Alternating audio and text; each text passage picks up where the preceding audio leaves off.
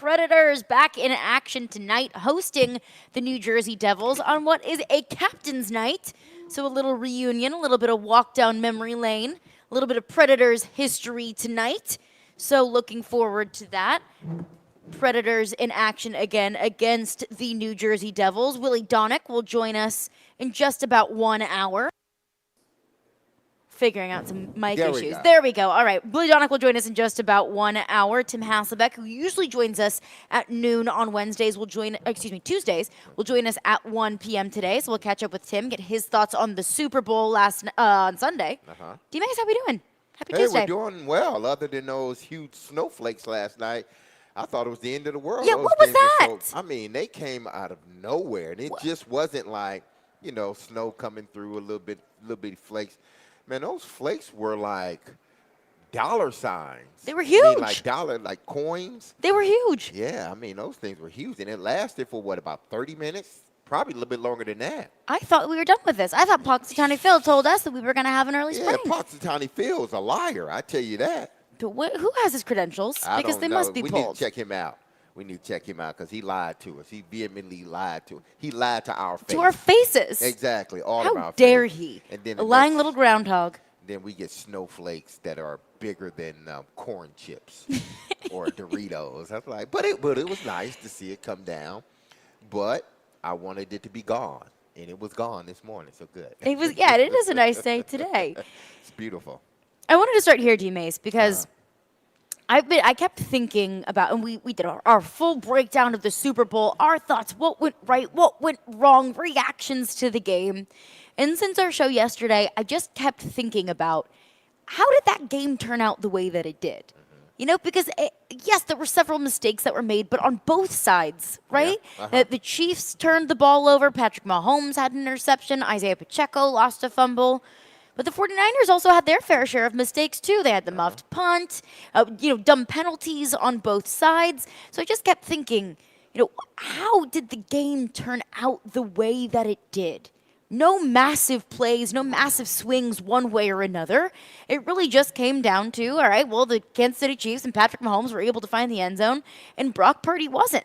And so the more I thought about it, the more I think about how did that game turn out the way that it did? What happened? Truly, if we can point to one reason why the game turned out the way it did, what was it?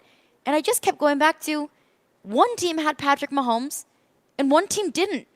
And it wasn't really anything that Patrick Mahomes did that was total superhero. He made plays when he needed to make them. It was 4th and 1. You needed to get the 1 yard to keep that final drive alive. And Patrick Mahomes did it. He took the ball and he ran with it. That Patrick Mahomes just did everything that he needed to do. And when I was watching that game, when I was thinking of the whole game, 49ers up 10. 49ers defense stifling for a majority of the first half what the Chiefs wanted to do offensively. How 49ers special teams, they did some good things, they did some bad things, but every time the 49ers did something good, when the 49ers were up 10, I thought, well, when is Patrick Mahomes going to do something Patrick Mahomes does? Well, with Patrick Mahomes, something's going to happen that's going to be favorable for the Chiefs. And so I just keep thinking, man, is today's NFL truly just, if you have Patrick Mahomes, you're going to win? Well, if you have a Patrick Mahomes type quarterback, it gives you the ability any point of the game to, one, put up points, and to, two, ultimately win the game. But does anyone have a Patrick Mahomes-like quarterback? Other than the Chiefs? Yes, but no. Yes, because I believe there are other quarterbacks that can win their team a Super Bowl, that if you give them the ball last, they can elevate their team. As much as I don't think that Josh Allen is this uber elite quarterback that everybody's, claiming him to be, I think he's a damn good quarterback. I think, Patrick Mahomes is he's in a category of his own, and then it's who's that 1B or that second group of quarterbacks that are just below Patrick Mahomes because you can't put anybody else in Patrick Mahomes' category. You just can't. He's in a league of his own. And I think that Joe Burrow is an elite quarterback. I think that Josh Allen is a damn good quarterback. Yeah. I think Lamar Jackson is a damn good quarterback. I would probably call Aaron Rodgers elite. But they can't do what Patrick Mahomes does. Well, I mean, Aaron can't do it anymore because I think he's getting older now. Yes. But before he could, but he's blown opportunities that he's had. Whether you want to put it on him or you want to put it on Mike McCarthy, they've blown opportunities. They've been the Kansas City Chiefs of the NFC, but they just couldn't get past the NFC Championship game. Throughout the season, he was Patrick Mahomes-esque, and at times even more, meaning Aaron Rodgers. Yeah. But for whatever reason, this is what separates him and Patrick Mahomes. One is they don't have Andy Reid. I think people sometimes, I think, look at Andy Reid and Mahomes as they looked at Bill Belichick and Tom Brady. That it was both of them together, and then we saw like, oh, well, maybe it was really Tom Brady than anything. I think some people are sort of in that space with Patrick and Andy. But let's make no qualms about, listen, Andy is a great coach. With or without Patrick Mahomes, Andy is great. I think Patrick is great with or without, but together is like Voltron. Together, they're stronger, right? And they're going to continue to win. And let's not forget, Andy Reid was kind of in that same categories. Maybe we might look at Kyle Shanahan. Kyle Shanahan, Marty Schottenheimer. A great coach that just couldn't get there. And what or couldn't win it when they got there. Right. And what pushed Andy Reid over the edge? Exactly. Patrick Mahomes. It was the quarterback. It was the quarterback. So it was like a perfect marriage. Andy can do it by him. Andy can do it with another team, but he has to, just like any other head coach, you got to have that quarterback playing at a certain level at that time. You don't even have to have that kind of You don't even have to have that type of quarterback for his career. You just need that type of quarterback playing that type of football when he needs to play. Perfect example, Joe Flacco, John Harbaugh. Joe Flacco isn't this elite quarterback that we think of when we think of elite quarterbacks. No, but Joe played elite in the playoffs when they needed him to play. So you can win, you can't win without a Patrick Mahomes, but he has to be playing damn near elite at that particular time to win it. Sort of like Jalen Hurts last year. Yeah. He was playing elite. He even outplayed Patrick Mahomes in the Super Bowl. It was just that Patrick got the ball, I believe, last, and they end up winning. So you don't need – it's not that Kansas City has this Patrick Mahomes, which it helps a damn lot, but they have not only Patrick Mahomes and Andy Reid, but they have a guy, even when he's not playing well, he's going to play great in a moment. A time that he needs to play great. And all quarterbacks can't do that. All quarterbacks can't be having a horrible game and all of a sudden they flip a switch and then they just elevate everybody around them. Patrick seems to be the only quarterback in today's football. I said seems to be because the other quarterbacks haven't been able to do it. But Patrick seems to be the only quarterback in the NFL right now that damn the regular season, because we've seen all these quarterbacks do it in the regular season. We've seen Josh do it. We've seen Lamar do it. We've seen Jalen Hurts do it. We've seen Joe Burrow do it. But what we haven't seen is when in those critical moments, in those tight games in the playoffs or in the Super Bowl, they've been able to elevate their team or outplay Patrick Mahomes and his team. Even if they probably outplayed him, which Jalen Hurts did, Patrick gets the ball last. And doing it as consistently Exactly. as he has. And it feels like Patrick Mahomes is inevitable. That's the point that I've gotten to with Patrick Mahomes, is that when he has the ball in his hands, it's inevitable that something's good is going to happen. You bring up Jalen Hurts, and we can apply that same logic to Brock Purdy from the Super Bowl. And that is, you don't have to be Patrick Mahomes to be competitive with Patrick Mahomes. Brock Purdy, the last pick in the draft, went to overtime with the Chiefs and Patrick Mahomes. He went toe-to-toe. But you have to be near perfect to beat him. Yeah, if you wanna say it's, because I never look at it as the quarterbacks versus the quarterbacks, because this is not basketball. This is not where we can play a one-on-one game all day. This is not Michael Jordan versus Magic Johnson or LeBron James versus KD or the Joker. Because that's mano a mano. We can actually see both of them going up. This is not a quarterback versus a quarterback. This is a team versus a team. But in a team versus the team, which one of these teams have the better quarterback or the quarterback that can elevate everybody when he needs to? Because if you look at that game, Brock Purdy played damn well. He played a good winning game. Football.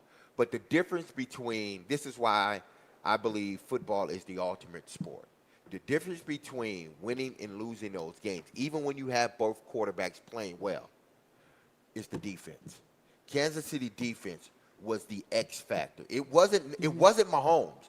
As good as Mahomes is and as good as he was 38 for 46 or 34 for 46, 300-something yards, 2 touchdowns and an interception. But it wasn't him. The X factor was the defense and what they were capable of doing and able to do against that San Francisco 49ers offense. They pretty much, that San Francisco offense couldn't block Jones and the guys. They couldn't consistently block. He was getting pressured a lot in that game, and he was getting pressured at critical times in the game where there should have been protection. You flip that on the other side, it wasn't like that. And then when it was, Patrick did Patrick things. Yeah. So to me, Patrick is going to be Patrick. He's going to do the things that elevates his team when he needs to do them. But the X factor to me was the defense. You look at the defense, you look at both of their defenses. When they needed to step up, that's why to me it's all about executing and stopping teams from executing. When they needed to get a stop, who got those stops? Kansas City's defense. San Francisco needed to get a stop. They couldn't. The last 2 possessions of the game for Kansas City, San Francisco couldn't stop them. But Kansas City stopped San Francisco when they needed to stop. On both of the last 2 series, because what did they cause them to do? Kick field goals. So to me, the X factor wasn't necessarily in this game, wasn't necessarily the quarterback, even though the quarterback played well. It was the defense, because Brock Purdy played winning football, but his defense didn't. And ultimately, when Kansas City needed to find the end zone, Patrick Mahomes was able to orchestrate a drive to do that. And that's what Patrick Mahomes does. When you need him to answer the bell, he will. He takes what Andy calls. He's a genius, a savant, whatever you want to call him. Andy is the best play caller of this generation. He is. If you can find me a better play caller, I know Shanahan's good. I know McVay's good. And Brian Callahan, I pray that he is in the line of Shanahan and those guys. But when you talk about consistency, knowing what you're going to get, not worrying about is this game going to be too big for him? Is he going to make a mistake? Andy Reid's the guy. We never talk about Andy Reid making a mistake, ever. We never say, damn, what is Andy going to do now? No, we said about all these other coaches, but we never said about Andy. Andy is the greatest play caller. Then you marry him with the greatest quarterback of this generation. One of the greatest quarterbacks of this generation, because Tom played of the post-Tom Brady generation. Of the post-Tom Brady generation. You marry him with the greatest quarterback. This is what you're going to continue to get. And then their defense plays well. It's unfair. That's icing on the cake. That's unfair. Yeah. Yes. So what does that mean for the Titans? Because if we're going to talk about Patrick Mahomes being one of the greatest quarterbacks in the history of the game, which I think we can now have that conversation, and it seems to be that every path to the Super Bowl, you have to go through Patrick Mahomes. And Patrick Mahomes is the kind of quarterback that's going to do what you need Patrick Mahomes to do to win football games. And there's not just another Patrick Mahomes walking around out there. If there was, maybe we have a little bit more parity in this league. Yeah. If there was, maybe the Chiefs wouldn't have won 3 out of the last 5 Super Bowls. But you don't have just another Patrick Mahomes walking around out there. And it's not like the Titans are just going to stop trying to become a better team. It's not like the Titans are just going to stop looking for all of the pieces that they need to build this team just because you have a Patrick Mahomes probably standing in your way. You have a Patrick Mahomes standing in the Bengals' way, in the Ravens' way, in the Jets' way, in the Chargers' way. But it does feel like it's a Tom Brady 2.0, that it's just like, all right, whatever we do, it's always going to be Tom. Whatever we do, it's always going to be Patrick Mahomes. I think the only way, I mean, obviously, if you want to compete, not just against Patrick Mahomes, but if you want to compete against these other, great quarterbacks or really, really good quarterbacks. Right, because it's not just Mahomes. Yeah, it's not just It's Mahomes. Burrow. It's Lamar. It's Josh Allen. It's Justin Herbert. It's Aaron Rodgers.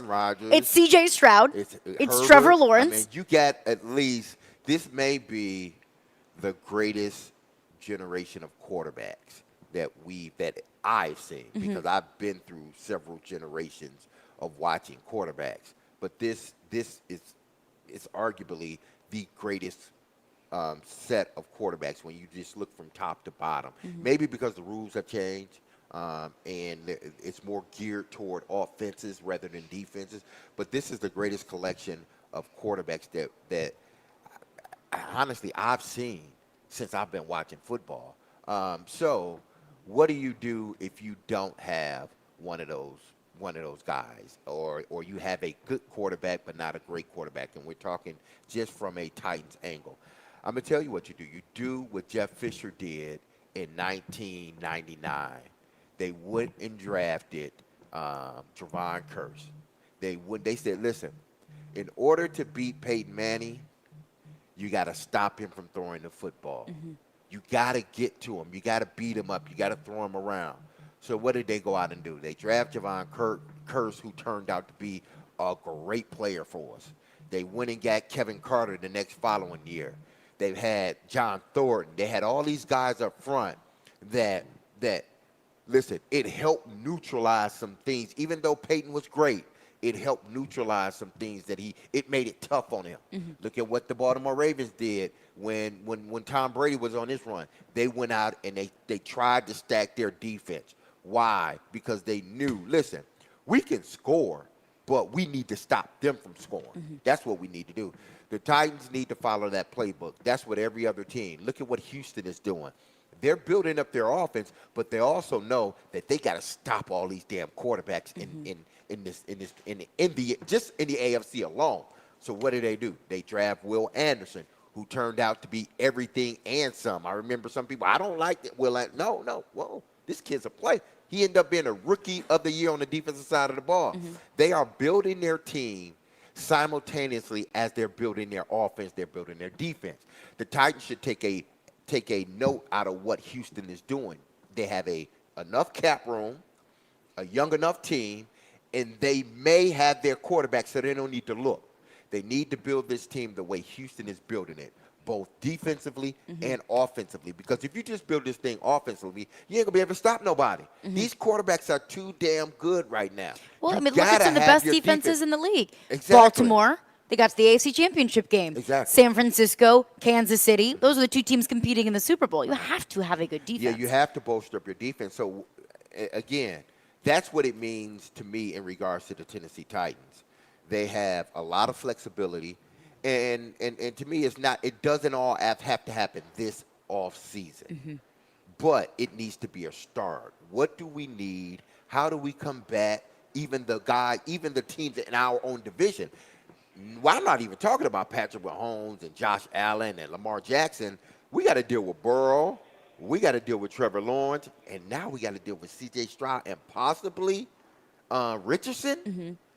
That's a lot of people. Well, Joe Burrow's on the other one, but that's a lot of. But it feels like the Titans play the Bengals every single year. Like they play them like may they as play well be in the Baltimore division. Yeah, so it's like they play every single year. Exactly. So they gotta find a way, knowing that we play these three quarterbacks in our division twice a year. How do we combat that? Yes, we got a young quarterback that we like, but we also need to bolster up our defense too, because they lost a lot on defense. They really did, from the defensive line to their secondary. They got to basically replenish the whole secondary. So how do we do that in the offseason? Well, it's going to take more than the offseason.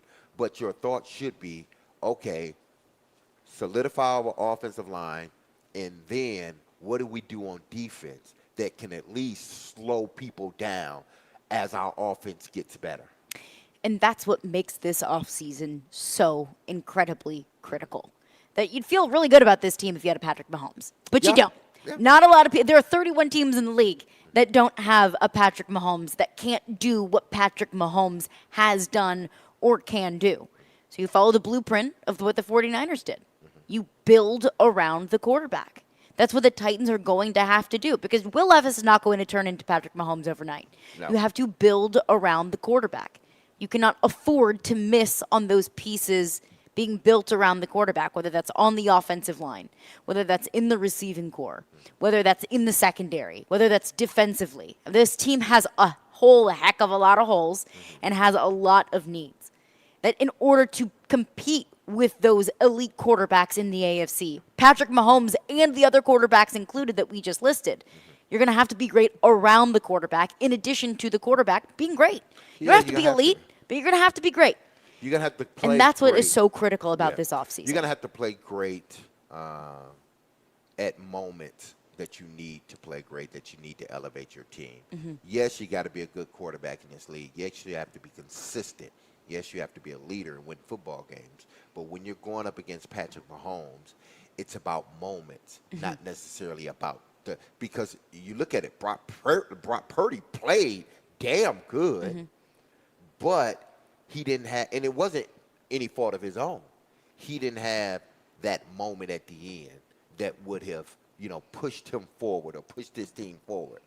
Patrick Mahomes had that moment, and it seems like every time he's in a Super Bowl, he has that moment, even though he lost one of them to Tom, but he's had that moment more times than not. So if you're going to beat a Patrick Mahomes or Andy Reid, you have to play well throughout the whole game or throughout the year, but you have to have those moments, especially when you're playing them. You got to have those moments where you step up and you play big. And like we said, Will Levis is not going to miraculously blossom into Patrick Mahomes. This is a copycat league, right? Every team in the league, 31 teams in the league, look at what that Super Bowl champion did and say, okay, how can we recreate that? You don't recreate a Patrick Mahomes. But there could be a different blueprint that Will Levis and the Titans could follow. And I'm not saying they're getting to the Super Bowl next year. Dang it. You're going to have to start somewhere. And this is where they could start. And I want to get into that coming up next. Of course, I want to get into your phones as well. 615-737-1025 is our phone number. We're out here at Barrel House at Bridgestone Arena. Predators hosting the New Jersey Devils. Puck drop at 7 o'clock. Pregame coverage starting at 6 p.m. here on a Captain's Night. Caroline, Willy, D-Mase. We are brought to you by Zen Sports. Start earning cash rewards on your bets today. Gambling problem? Call 1-800-889-9789. Terms and conditions apply. Must be 21 or older and in Tennessee to bet.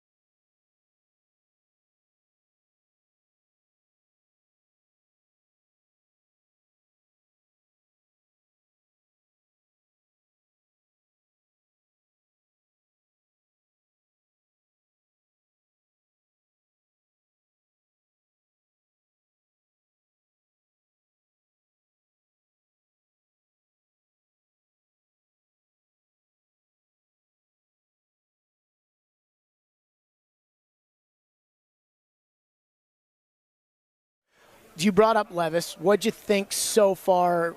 What you thought of him going into the year and what you thought with that half season that he played? I think there were some good things. I think you go back to his first start against Atlanta, and, I broke that game down. I mean, I think the way he pushes the ball down the field is exciting. I mean, he's got real rare arm talent. I think like a lot of quarterbacks, he needs reps. He needs experience. He has to understand the timing and rhythm. He has to understand protections more.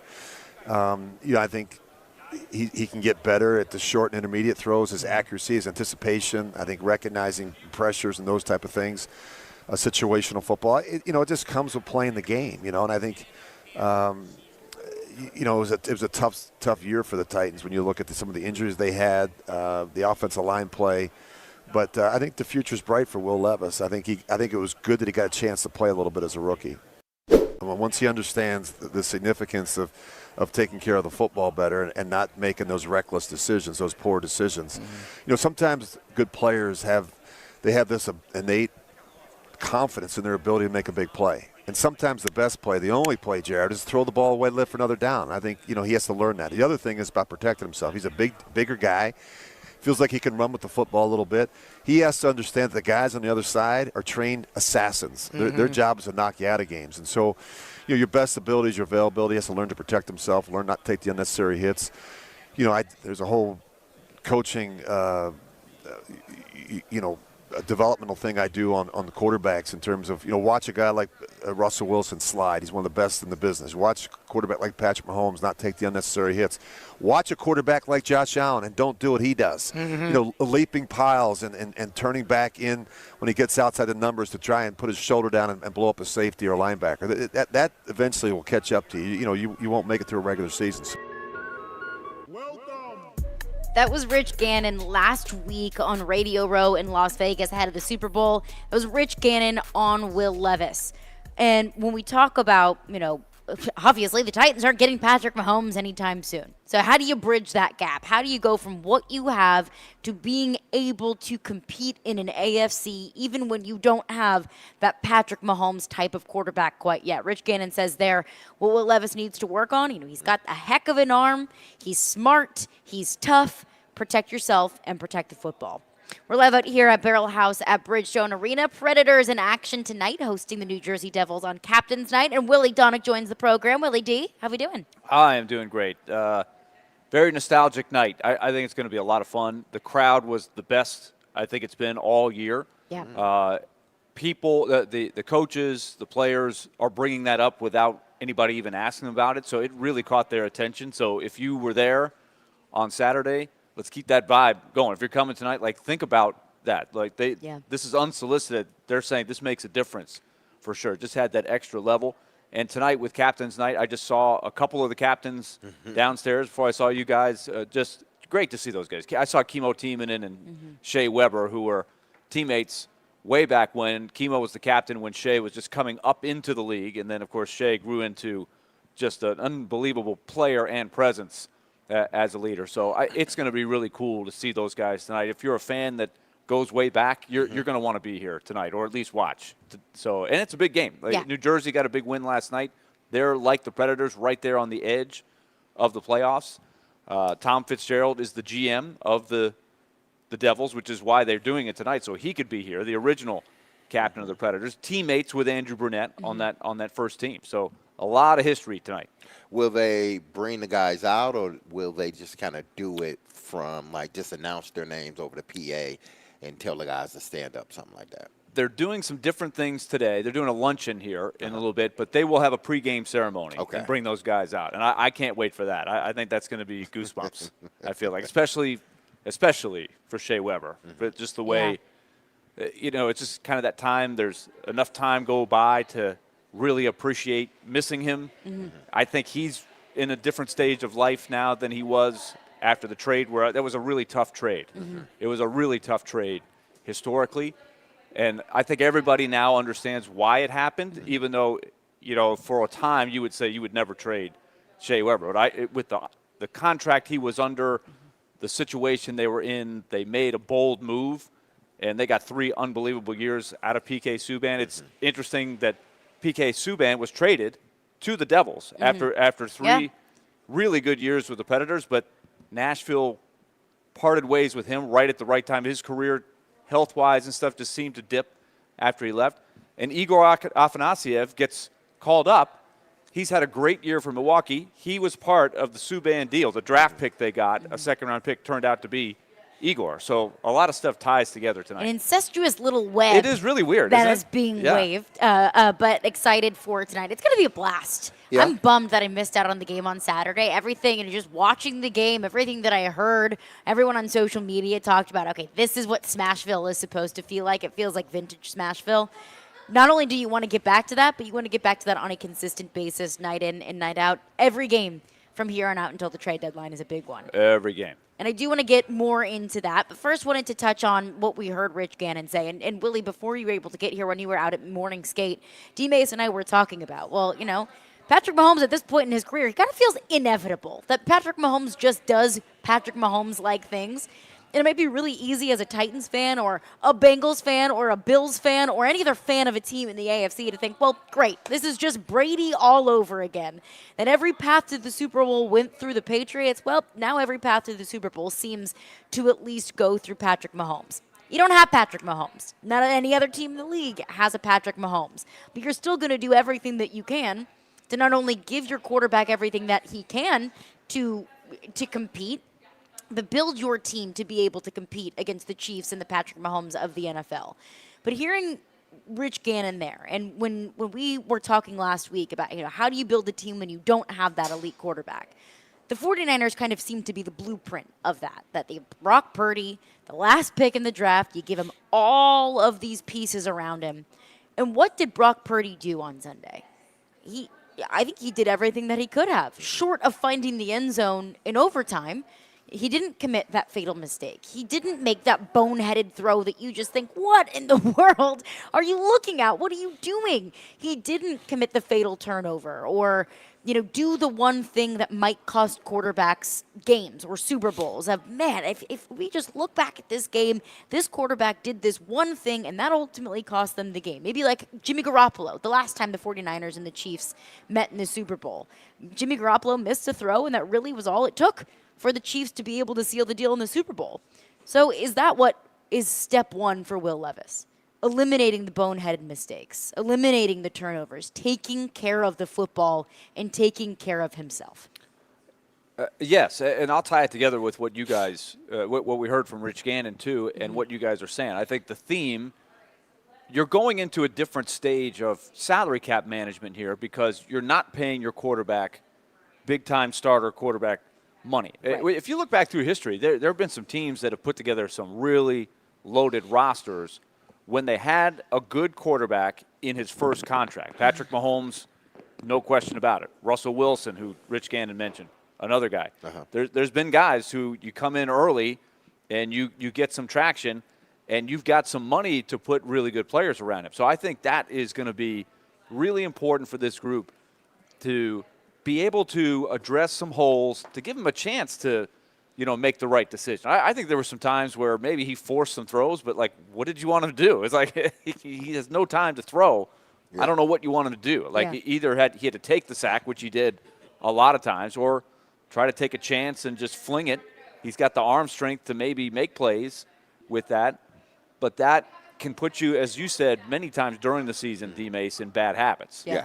But I think if you can support him, use some of those resources on the right people, and make his job as easy as you can, that will be the first step. Well, I think also because, you know, at least this playoffs, when you're going against a Andy Reid and Patrick Mahomes-led team, I think a lot of, you know, you may think as a quarterback, I have to match Patrick Mahomes throw for throw. I think that's the problem that Lamar Jackson ran into. Mm-hmm. And you're not gonna. I need to match. I need to prove people that I can beat him throw for throw. Well, what people don't understand is when Patrick gets in those situations, he just becomes a football player. It's not about me standing in the pocket and proving to people I can throw the football. It's not about any other thing but me being a football player and me putting my team in the best position we can possibly be in. And that's what at least this year, that's what Lamar, I think, lost sight of, that you can't beat Patrick throw for throw. What you got to do is play your game. Don't look over on the other sideline and see who they got as their quarterback. You do the things that are necessary for your team to win. There were situations where Lamar could have been Lamar and did Lamar things, but he chose to stay in the pocket. Why? Because maybe he's afraid of people saying, well, you're not a pocket passer, or you can't throw the – no. When it comes to winning a Super Bowl, it's by all means necessary. If you got to run the football, damn it, run it. If you got to throw it, then throw it. Do whatever you need. If you got to skip it, you skip the football or skip yourself in order to make plays. That's what, when you're looking at Patrick Mahomes in the Kansas City Chiefs, that's what you got to realize. Who am I as a quarterback? This is what Will Levis, and it's not just Patrick Mahomes. It's other elite or really good quarterbacks that the team is going to have to face. It's not about their quarterback. It's about you and what type of player am I. I may not be able to go with him throw for throw, but I tell you what, I have damn good legs, and if I need to get out of the pocket and run, then that's what I'm going to have to do. Will Levis has enough tools in his toolbox to be an elite quarterback. Now, whether he turns into an elite quarterback, that's a different story. But if you're talking about all the tools that a quarterback needs, big, strong, physical, can throw the ball through a hurricane, can make every throw on the football field. It's not a throw he can't make. He needs to get better with his touch, but that will come as he starts to get older and mature in the game. But there's nothing that he doesn't have that can't elevate him to be an elite quarterback. He just has to do the things necessary to become that. Like I said, he has all the tools, but whether he becomes that, that's up to him or not. We've discussed this a lot, and this is really the question. There's so many trajectories his path could go. Exactly. I think I'm ready to say, though, that he's got a floor. Like, he's got a decent size or decent level floor. In other words, I don't think he's going to just be a complete disaster, right? As you can go through the years. Achilles Smith, Ryan Leaf. No, he's not those guys. I don't think he's those guys. I think he showed enough to say, okay, this guy is worth trying to put some pieces around and giving him a shot. Do you think what we saw from him this past season is his floor? I think it is. I think that's his floor. What you saw this season was the floor. Yeah, and I would say capable of a good game, exactly. Right? Capable of having a game that has you going, well, he this did guy's the got first something. game, yeah. And he had a couple. Like, I think there were other moments in the season Miami too. game, recovering from the Pittsburgh. really poor start in Miami. He had the bad pick six, but the way he rallied them, that had you going, okay, you got something here. Even the game, I thought the game in Pittsburgh was worthy of on the road, big spotlight, tough defense, tough atmosphere. He made some plays in that game. So I think there are some things that tell you he's got a floor that's going to give you something. But the difference between the floor and the ceiling, we don't know where the ceiling is, but you hope there's still a considerable amount of improvement he can make. But some of the decisions you make around him are going to affect that ceiling, right? Yeah, that's what you'd like to think. You can get that ceiling higher if you give him a good support system. Well, it's all about, what do I put around my young quarterback? This year there was not much around him. And I think there were some things he did that I'm sure he probably, he may not do again this upcoming season, or he probably looks back at it and like, man, that I actually threw that pass, or I actually, this is what I did when I was out there. I think a lot of it is because of who was in front of him. It didn't allow him consistently to play at a level that play at a winning level. Let's just say that. Because of what was in front of him, it didn't allow him to play winning football every game. He had the Atlanta game. That was winning football. Miami game. That was winning football in the second half. Pittsburgh game, for the most part, he played a good game considering a Thursday night game going against a defense that's really good, and they're going to throw every blitz and designs at you known to man, and he was able to play well. So he's been able to do enough. But just think, you look back at this year, what he was able to do. Just think if you upgrade the offensive line. You ain't even really got to even though they do need another pass catcher, you really don't have to upgrade the wide receiver core that much because these guys prove that they can catch the ball. You upgrade that offensive line, you will see a different quarterback. You will see a much better quarterback. Why? Because now as a quarterback, I feel I have time in the pocket. Everything's not rushed. I just think everything was rushed for him this season. Like, Willie, the question that you asked Brian Billick, former Ravens head coach, when we had him on last week, you asked him, hey, Baltimore's been able to, or at least I think Brian Billick might be the poster child for winning a Super Bowl when you don't have the elite quarterback. How do you do that? Yeah. Well, how do you get there? And he said, you have to build around the quarterback. You have to allow the quarterback to be great. Not all quarterbacks are just great on their own. Not all quarterbacks are Patrick Mahomes. I thought that was a unique situation he was under because he had – because they tried different guys, right? Yeah. They had Tony Banks. Then They went to Trent Dilfer. Then they went to Elvis Gerback. And then they went to who was the kid they drafted out of California? That was there when you first got there. That was supposed to be the guy, and he never really. Kyle Bowler. Yes. And he just never really developed into much. So they were. Then they tried an older Steve McNair. They squeezed a decent year out of him. He had one more good year, right, with you guys, and they just never. And then once they got to Flacco, and that was post Brian Billick, then they had stability for a long time. But Billick won a lot of games during that time, just trying to. With a musical chairs, just trying different guys at quarterback and trying to squeeze the most out of them. That's not ideal. But what did he have? He had the really good defense year after year Historical after year. defense, yeah. And a pretty good running game. Yeah, Jamal was a damn good running back. I mean, then you had Ray Rice, you had Willis McGahee. Yeah.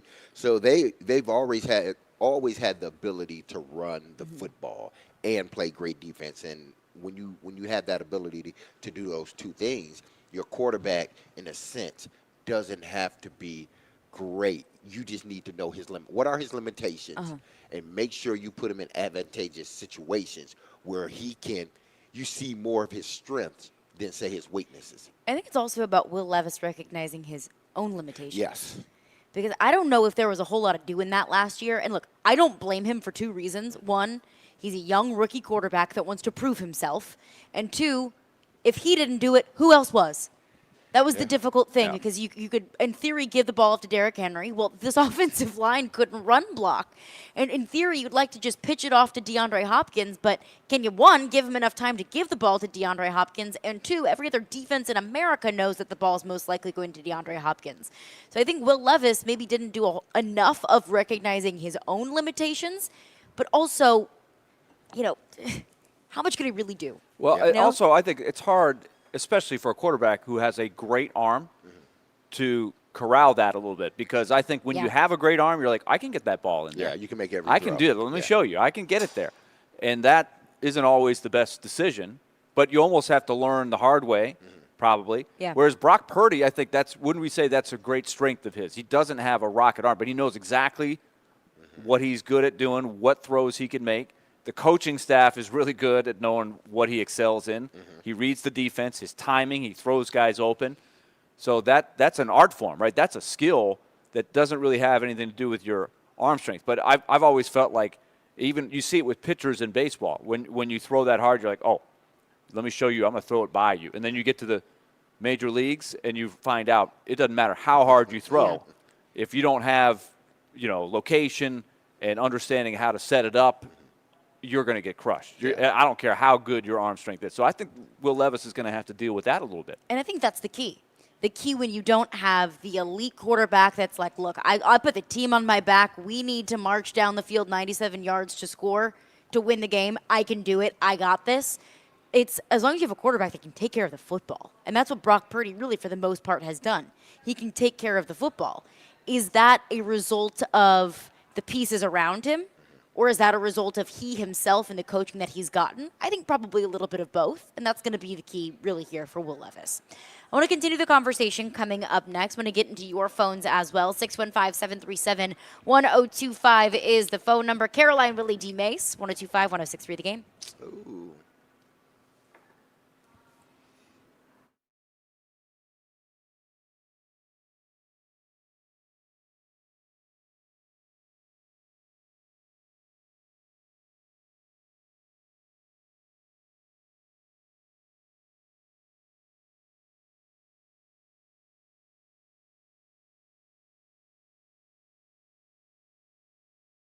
Happy Tuesday, everyone. We are 2 days removed from the Super Bowl, and what a Super Bowl it was. And I know you made all your bets, and I know you did it with our partners in sports. But now that football is officially over, that doesn't mean you got to stop betting. No way, no how, because there are a bunch of things going on in the sporting world, especially upcoming weekends, all-star games, and everything else. So if you're going to do that, you're going to make the bet, you're going to bet on those respective games, then you need to do it with our partners in sports. And I need to tell you about their new promotion, which is available to all new customers here in Tennessee.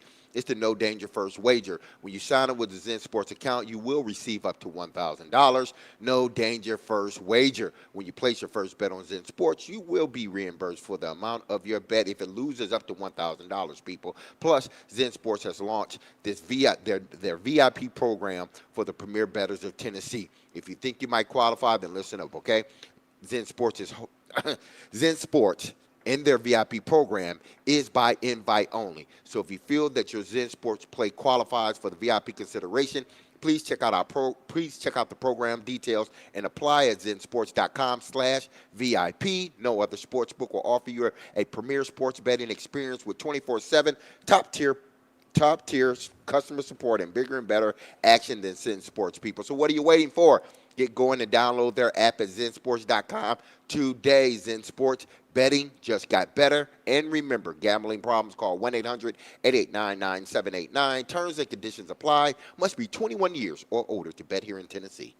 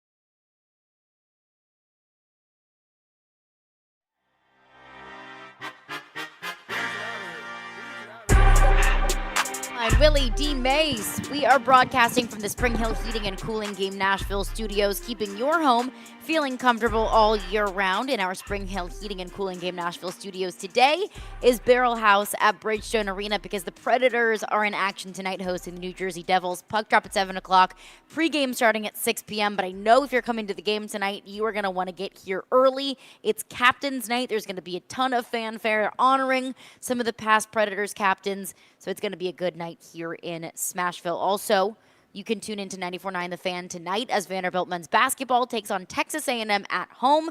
Pre-game at 5:30 p.m., tip-off at 6 o'clock, with coverage also available on the 94.9 The Fan app and at 949thefan.com. Talking Will Levis, because Will Levis obviously is not going to turn into Patrick Mahomes overnight. And that seems to be really the key for the Kansas City Chiefs. That's in a copycat league.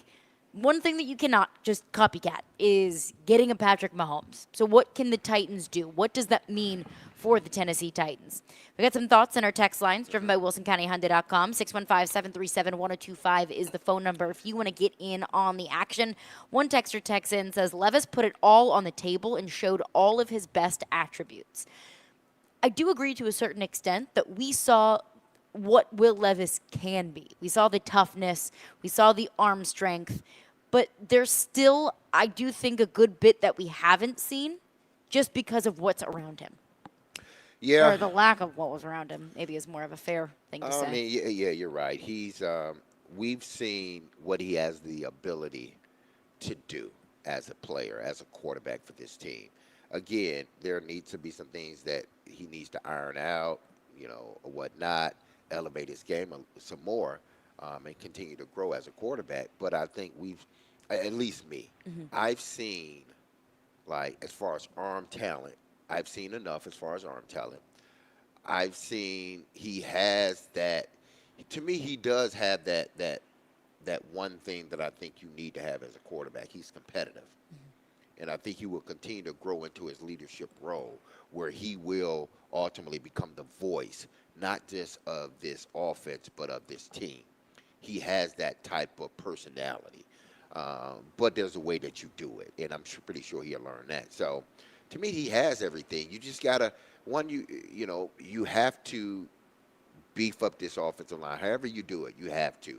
And I know, now what's circulating is, Bowers, if Bowers is there, do you draft him? As good as Bowers is. He said he wants to be here. He thinks Nashville is cool and Will Levis is ballin'. Well, I mean, Nashville. It's enough for me. If you're 25, 28, 30, it is cool. I mean, it's a cool place to live, and it's a good place to live. I'm not going to say that. But I don't want you to come here because you want to live here and it's a cool place. I want you to come here because you want to play football and you want to win football games. So that may be a little red flag for me, but he's a young guy and he was just asked the question, so be it. But you got to beef up this offensive line. I don't care if Brock Bowers is there at number 7.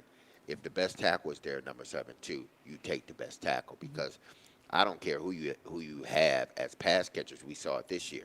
If you can't deliver the ball, then it makes no difference. That's why I don't even understand why this would even be a conversation about drafting a tight end over an offensive lineman. It's not a conversation because we've seen it this year that that you can have a D-Hop, you can have Traylon or whoever else. It don't matter. But if I can't take a three-step or a 5-step drop and get you the ball, it means nothing. And it all depends on who's there, who's available. We've got plenty of mock drafts that have been coming out over the last couple of days. Brock Bowers might not even be there. The Chargers might take him at 5. But I'm with you about whatever it takes to at least give Will Levis some time. You need to invest into the offensive line, whether that's a first-round pick, whether that's a second-round pick, whether that's a 3rd, 4th, 5th, 6th, and 7th-round pick, whether that's investing in a free agent in this offseason, which is always tough because great tackles don't just come available in free agency, but however you do it, you got to do it one way or another. Because the great tackles are like quarterbacks. You got to draft them. Because like you said, you don't just let them walk. Nobody's letting a great left tackle walk. They're going to eventually pay him the money he wants, but they're not letting the great left tackles walk. So you got to draft that guy and develop him just like a quarterback. Coming up next, I want to get into one column that Gentry Estes had in the Tennessean. We heard from Rand Carthon and Chad Brinker on the Official Titans podcast last week. And then throughout all the Super Bowl hoopla, that kind of got a little bit overshadowed later last week. But Gentry has just had a really interesting column in the Tennessean, and he joined Robbie and Rexrode this morning and kind of broke down where he was coming from, what he wants to see from Rand Carthon, maybe the evaluation of Rand Carthon and from the Tennessee Titans as a whole, and we will get into that coming up next. Caroline, Willy, D-Mase live out here at Barrel House at Bridgestone Arena, 102.5, 106.3 The Game.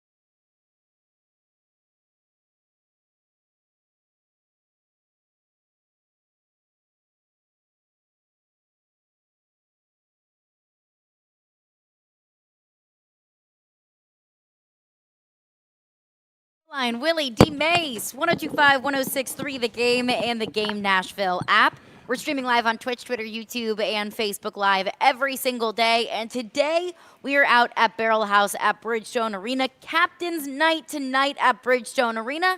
Predators hosting the New Jersey Devils. Puck drop at 7 o'clock. All of your pregame coverage starting at 6 p.m. with 1025 and 1063, The Game.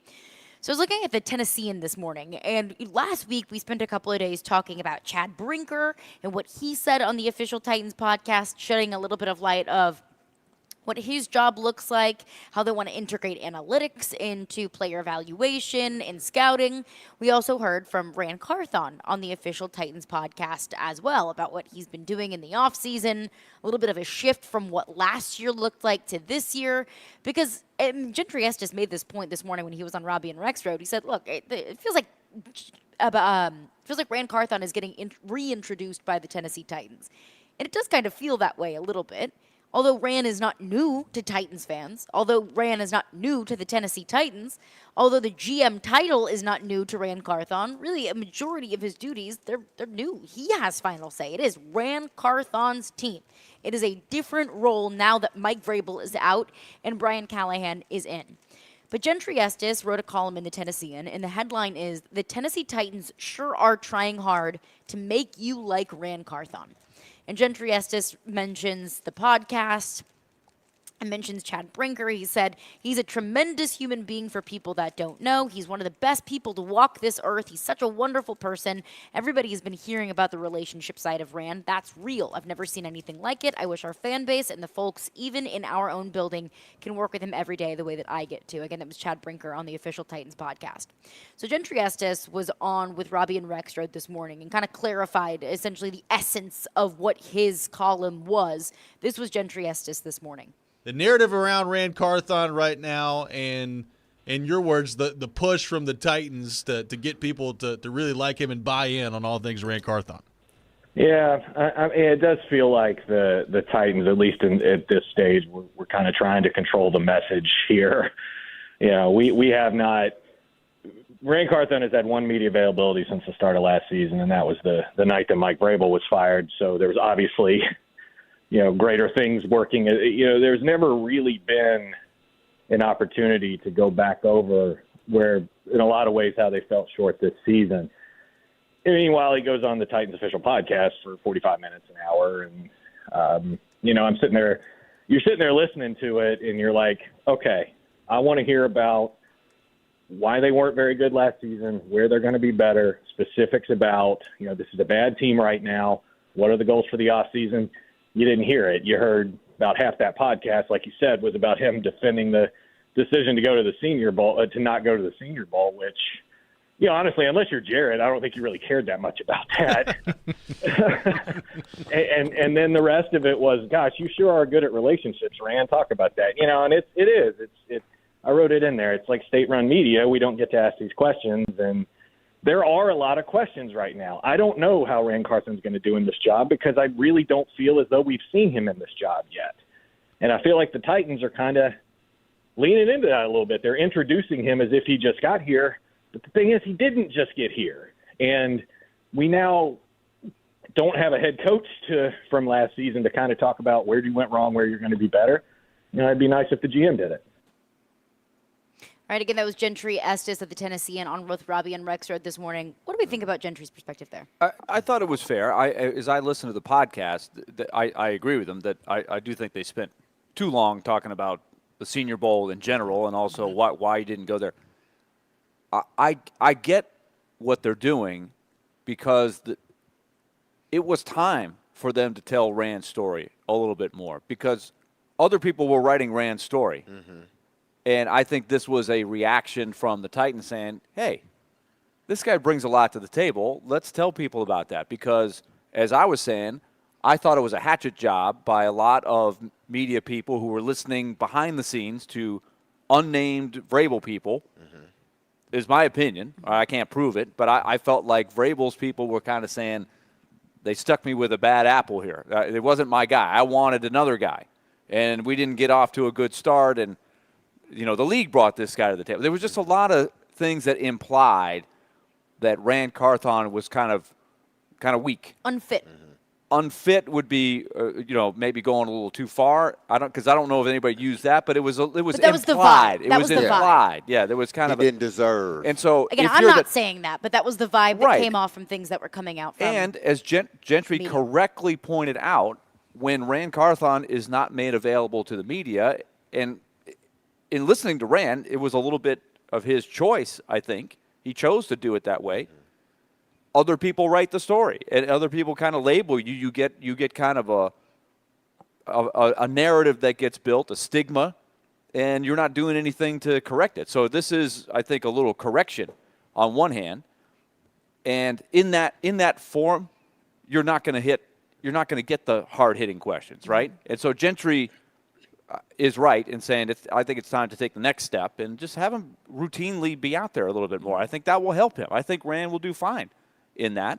But I understand completely where they're coming from. As other people were writing the narrative, and it wasn't a good narrative for Rand, and they're trying to redefine where they're going as a franchise. Yeah, it's one hand there's only so much he's going to be able to say. Listen, when he got this job, he came in and, he was able to tell some of his story. But the whole year it just seems like he was deferring. And I think that's what he said in his opening press conference when he got hired. Listen, I'm not coming in here to shake things up. I'm bringing a few people with me, but there are people in place already. Mm-hmm. I will defer to them. I need to watch film of Ryan Tannehill. I need to watch film of other guys because I don't know these guys yet. So in getting to know the personnel, I'm going to defer to the head coach. It's hard when you're coming in when a scene is set. When a scene is set and you come in, it's hard to then start trying to delegate things and being the spokesperson, even though you are the GM, quote unquote. You are the GM. But you don't want to come in and start, just doing everything and messing everything up. So to me, this past season was almost like not necessarily a trial run, but it was just like, okay, you are our GM, but the head coach has been here for the longest. He's a winning head coach. He came into Vrabel's regime. Exactly. So it was like, okay, I'm coming in here. I don't want to mess up what y'all got going. I don't. Exactly. So I am going to sit back. I'm going to observe, but while doing my job, I'm still going to evaluate and everything else. But he knows the players better than I do. So in some circumstances, I am going to defer to him. Well, this year, it's different. This year now, I am the guy. I got to pick my guy or our guy. Now I have more say in what's going on. So now, like he said, yeah, maybe I do need to talk a little bit more. What did you expect him to do? Not you guys, not you two, but what did y'all expect him to do? His first interview after being, named, getting a different title, more titles, hiring a new. Did you expect him to do an interview with somebody other than Mike Keith or anybody else? He wasn't going to do it. Like Willie said, there was a narrative being written about Rand Carthon, and it wasn't. Let's not sugarcoat this. It wasn't good. It made it seem like he was incompetent, that he didn't know what he was doing, that he didn't deserve the job. Like he got it because he was a minority hire and the NFL pushed it. This is not what I'm saying. This is what came out. Whoever said it, it got pushed out into the media so we can hear it. So, okay, if that is indeed the case, I need to now write the narrative now. And I'm going to do it even though we may not necessarily like it that he went on state-run TV. But if I'm going to push my narrative, because y'all tried to wreck it, whoever tried to wreck it, and all of y'all were listening to those people, okay? But now I get to write my own narrative. I get to start off this book different, and I'm going to do it with the Titan people. I don't see anything wrong with that. Could they have asked them, tougher questions? Yeah, they could have. But you knew Did you expect him to? No. Yeah. Right. I didn't expect him to. Yeah. So, but he did. He talked to me. He explained. I don't know what more people want from him. He explained to you, like, this is where the team is at. this is what I want to, like, we want to be able to do, okay?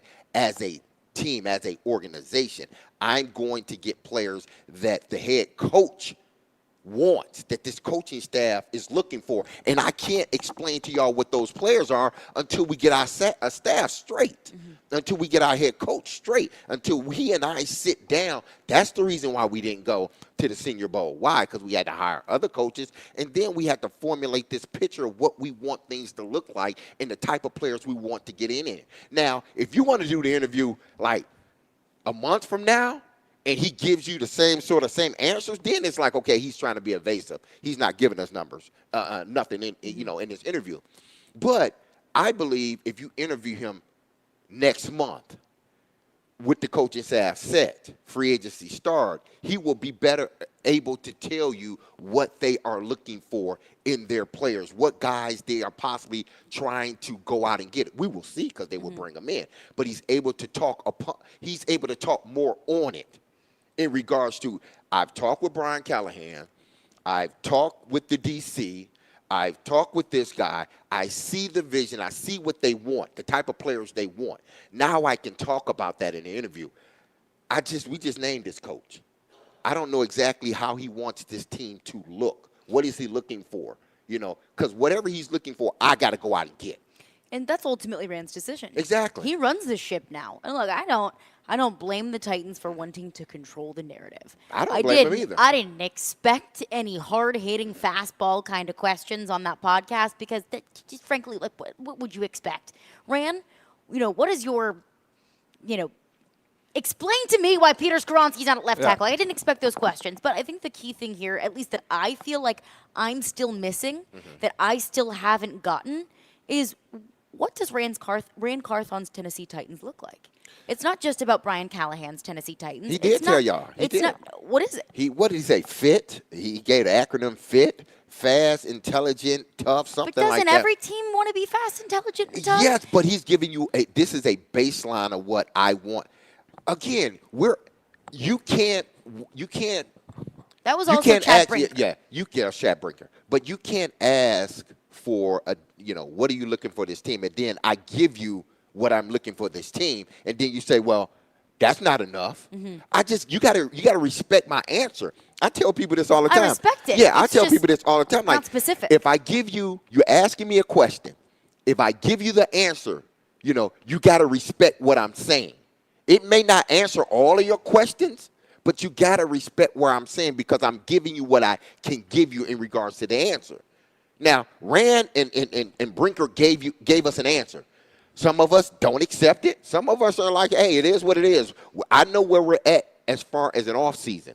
When we start getting closer to free agency and the draft, then maybe they have a better picture of what they want this thing. Every team in the NFL has a template of what they want their team to look like. And I think it's pretty much like what I said, the fit thing. And like you said. I look for in a setting like that, because I don't want to sit here and badmouth those types of settings because a lot of teams do it. Their own podcasts, and that's what you're getting in that podcast. But I'm not bad-mouthing it. I'm just saying that's what we would expect. You can get good insight in there. You're not going to get the type of questions that Gentry's talking about in a press conference, but you still can get insightful things. So the insight that I got on both the Brinker and the Carthon interviews there was that I think they have a much clearer defined set of roles where instead of just this which is important overall thing of, we're going to collaborate.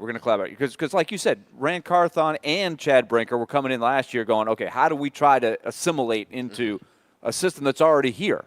Vrabel's running the show. He's a powerful guy. He's a guy that has strong principles, strong-minded. He wants to run the show.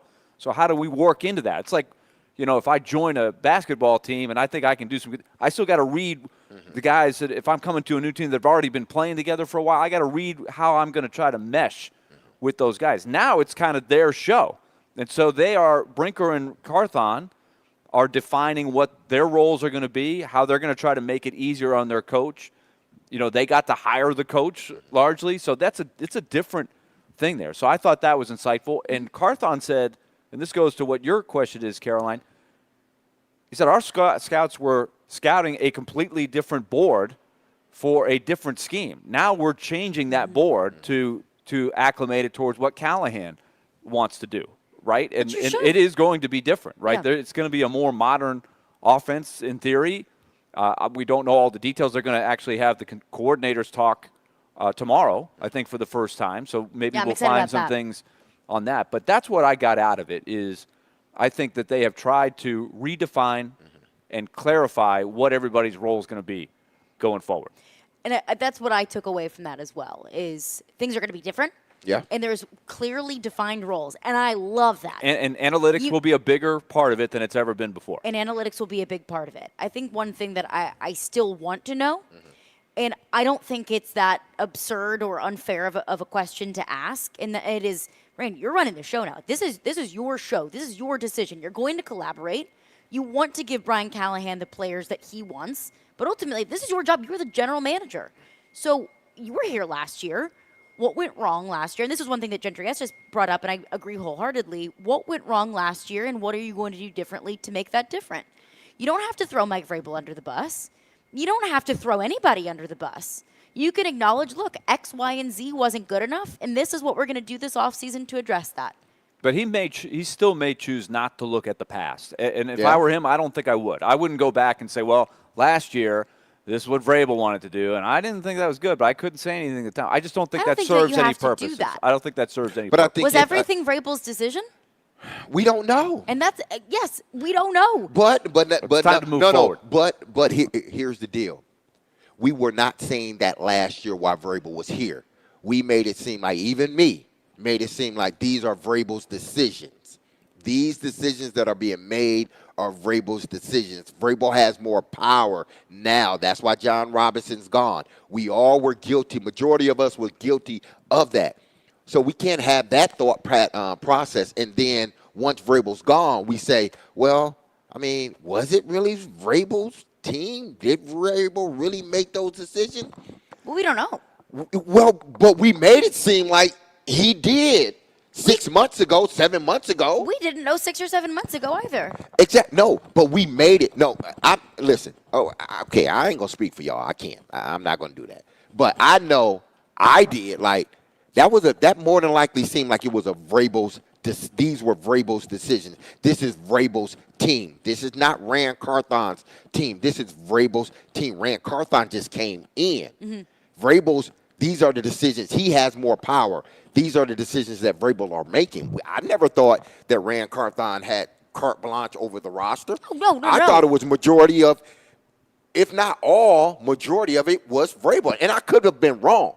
And I thought that too. Exactly. But we still didn't know. But I don't think Azeez Al-Shire was a Vrabel acquisition. I don't know that for certain. I think Vrabel signed off on it. But Rand had the relationship with him. Aaron Brewer. I think that was a Vrabel thing. I don't think that was a Rand Carthon thing. I think Vrabel. Okay, again. I don't know. I'm just saying we're using, because we knew Aaron Brewer was a Vrabel guy, so I can assume that was probably Vrabel who wanted to bring him back. Azeez Al-Shire was in San Francisco with Rand. I can assume that was probably a Rand decision. But I think in all those decisions, Vrabel had to sign off on it. If I am to believe what I believe now, that, and Rand Carthon said it, like, listen, when they were, somebody asked the question of how do you put this team together? He was like, well, no, it's not me. It's Brian. I got to get the guys that Brian wants on his team. Okay, if I am to believe that, then it was last year too. These are Vrabel wanted these guys. I did what I could to get these guys in place for Vrabel to have. Maybe not all the guys were Vrabel's, but Vrabel ultimately, I believe, and only me, that he had to sign off on them.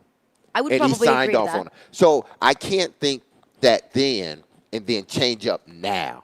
That's just me. I thought Vrabel had a lot of say in what went on with the roster, and I could be wrong.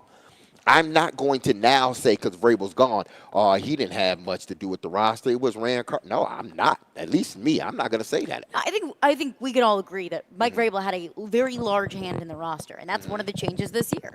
Exactly. Last year, Rand Carthon did not have final say. This year, Rand Carthon does have final say, and that's the difference. Is you can collaborate all day long, but ultimately, it's Rand's team. But I'm with Willy. And it's Rand's decision. Yeah, I'm with Willy. Last year was last year. Vrabel's Yeah. not here anymore. I'm going The to say we're coaching looking staff ahead. is different. Yeah, Any I don't even questions wanna that come answer to me no that way, questions. I'm going to say we're looking ahead. But I don't think that you can ignore last year. You got to. I yeah, think you you can. have to now. Because It's it's a in new the past. GM, it's a new head coach, new offensive coordinator, new defensive coordinator, new assistant coaches. Everything is new. I'm not looking in the past because everything is new. Nothing is the You have same. to build a roster, though. That's Yeah, what but I'm I'm saying. not- Like, what went wrong with the roster? I don't care about what went wrong in the front office. I don't care about what went wrong between Rand Carthon and Mike Vrabel. That's all gone. I'm talking about what went wrong with the team. What You know went what wrong went with wrong the with I roster? think it's pretty obvious. It Yeah, clearly they wasn't weren't good enough. They weren't Yeah, good they enough. weren't good Yeah. enough. So, but can Rand just say, well, it wasn't good Yeah, enough? you Yeah. can say that. Absolutely. What are you going to do to make Well, it you good have a lot enough? more salary cap space. You draft better players. You got a new quarterback. You're moving ahead. I want to hear Rand say that. That's the thing. We haven't heard Rand say that yet. And that is what I want to hear. And it's not always the easiest thing to say. It's not always the easiest thing to admit. But I want to hear that from Rand. That, hey, look, this is my team, and we are going to make this team better. And this See? is what went wrong, and this is what we're going to do in the future to fix it. Is it that out of line if- to ask the general manager, what are you going to do to make sure that this sounds team's pretty not obvious. 6 and I 11? think all 32 teams would have Yeah. the same answer. You're trying to. We want to get better. We want to win. We want to draft well. We want to make good decisions. Well, Brinkert, again, and you corrected me, which was right. Brinkert said that and not Rand, but it was coming from Rand Carthon and the coaching staff. He told you what they're looking for moving forward. Now, whether you accept that Fast, answer, intelligent, and tough players. Of course. well, Of course you want that. I know, but whether you want to accept that answer or not, that is up to each individual person. Some people are like, okay, cool, I see it. All right, yeah, that's what you want. Then, okay, show me which players you're going to get, and I will then determine whether they ultimately fit the criteria that you set, which is fast, intelligent, and tough. I think that's what it was. So if you go out and get those players that fit that and we see it, okay, we're fine. But if not, then then you have to answer. Well, you said at the beginning of the season these are the players you went out to get. It doesn't look like you got these players. We'll continue the conversation. Our text. We are brought to you by Zen Sports. Start earning cash rewards on your bets today. Gambling problem? Call 1-800-889-9789. Terms and conditions apply. Must be 21 or older and in Tennessee to bet.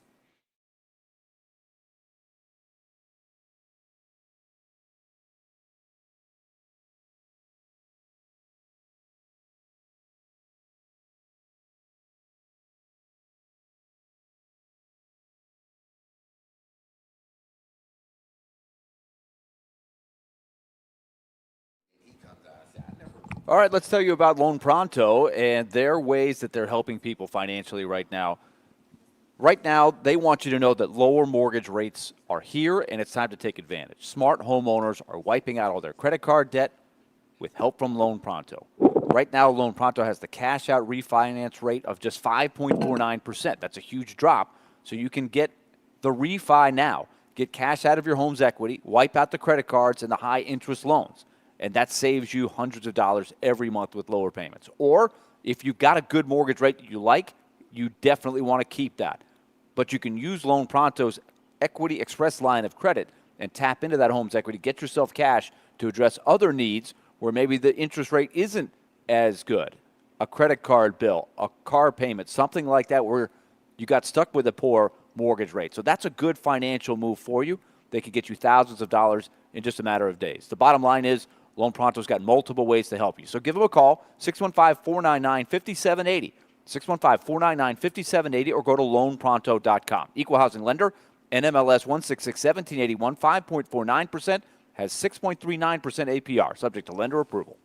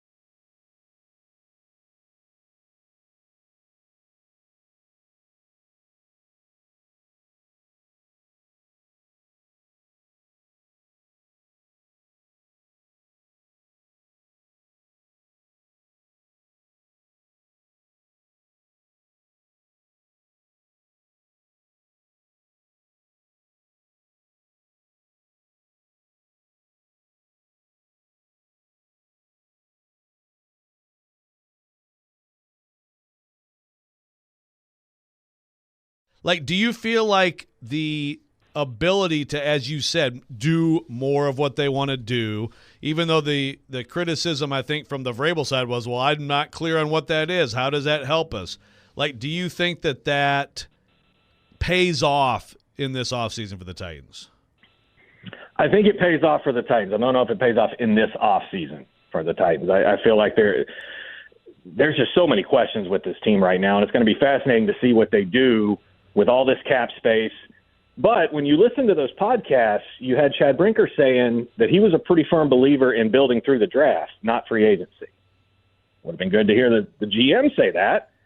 But we learn more from those podcasts and little bits and pieces like that in terms of, okay, where are they really wanting to take this? Because just because you have all this cap space doesn't mean they're necessarily going to use it this offseason. It'll be interesting to me to see how much they are willing to do that. And I feel like, but again, this goes back to the topic of we're entering a period here for the Titans where it's really difficult to know what to expect because you don't really know their plans for really getting this back. And like I say, I do think talking to Rand Carthon at the Combine here in a couple weeks is going to be a big moment. It would be nice to hear some things along his own preferences for what he would want to do because it's going to be up to him. There you go. That was Gentry Estes from the Tennessean on with Robbie and Rex Road this morning. Caroline, Willy, D-Mase. We are broadcasting live from the Spring Hill Heating and Cooling Game Nashville studios, keeping your home feeling comfortable all year round. Today, that is Barrel House at Bridgestone Arena. The Predators are in action tonight, hosting the New Jersey Devils on Captain's Night. We'll have Tim Hasselbeck at the top of the hour, react to the Super Bowl, what the Titans should do in the offseason moving forward. But I want to get your thoughts on what Gentry Estes had to say. In his column in the Tennessean, the headline is, "The Tennessee Titans sure are trying hard to make you like Rand Carthon." Of our reaction to what we've heard from Rand Carthon, and what we still want to hear from Rand Carthon as the offseason unfolds. We've got a bunch of thoughts in our text line, so unless we have some thoughts. Hey, let's see what the people got to say. Let's get to the phones. Phone lines are driven by WilsonCountyHyundai.com. 615-737-1025 is the phone number if you want to get in on the conversation. Tristan is on the line with a thought on the Tennessee Titans. What's up, Tristan? Hey, I was wondering, should the Titans draft defense linemen and trade down to get some more picks? That was my take. And what kind of defense are they going to run? Thank you for my call, Tristan. I don't think they, and hopefully, Willie said, the coordinators are scheduled to speak tomorrow, Willie. Yep. Yeah, so we will get a better understanding of what type of defense, because they did ask Brian Callahan, and he said, listen, 4-3-3-4. These defenses are multiple. Mm-hmm. We hadn't got it, and he did mention, I believe, hey, we don't even have our defensive coordinator yet. So I think now they will be better in a position to tell what type of defense they want to run. As far as moving down drafting, I mean, if the guy that you want isn't there, and I'm assuming they want to tackle. If he's not there, then maybe you move out of that spot, move down, and get some extra picks, and still be able to get your guy. But I wouldn't necessarily go defense first because, you got your quarterback and you want to see how good he is. So I understand the premise of a defensive player because you got so many good quarterbacks in the AFC, but I think I would go offensive lineman first. It's tough because you have a lot of needs. Yeah. And I view this offseason as, what can we do to help Will Levis? What head coach can we hire to help Will Levis? What offensive line coach can we hire to help Will Levis? What offensive coordinator can we hire to help Will Levis? Who can we draft to help Will Levis? Defense is still a need. You still have a whole lot of holes on the defense. You need corners. And you can always bolster up the defensive line. I am not against any position group in this year's draft, especially in the first round, whether that's 7 or if you trade back in the draft. We talk mostly about offense because you want to see what you have in your young quarterback, and you need a lot offensively, but I'm not anti anything. Philosophically, what I heard a lot, and this is not going to answer his question about the draft specifically, but I heard Gentry's answer of, just because you have a lot of salary cap money doesn't mean you have to spend it all in one place. I do think in the position they're in, we'll see how fast they want to try to stabilize it, because I do think they've got to find a way as quickly as possible to stabilize that offensive line.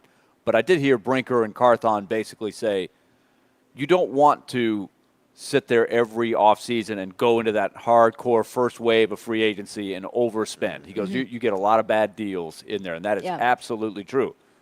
Because there's a reason why those players hit free agency, but you have to overpay to get those guys. It doesn't mean they're bad players. It just means it costs you a lot of your cap space to get those guys sometimes. And he said the bargain bin is where he likes. And he didn't use that term. He said he used Costco.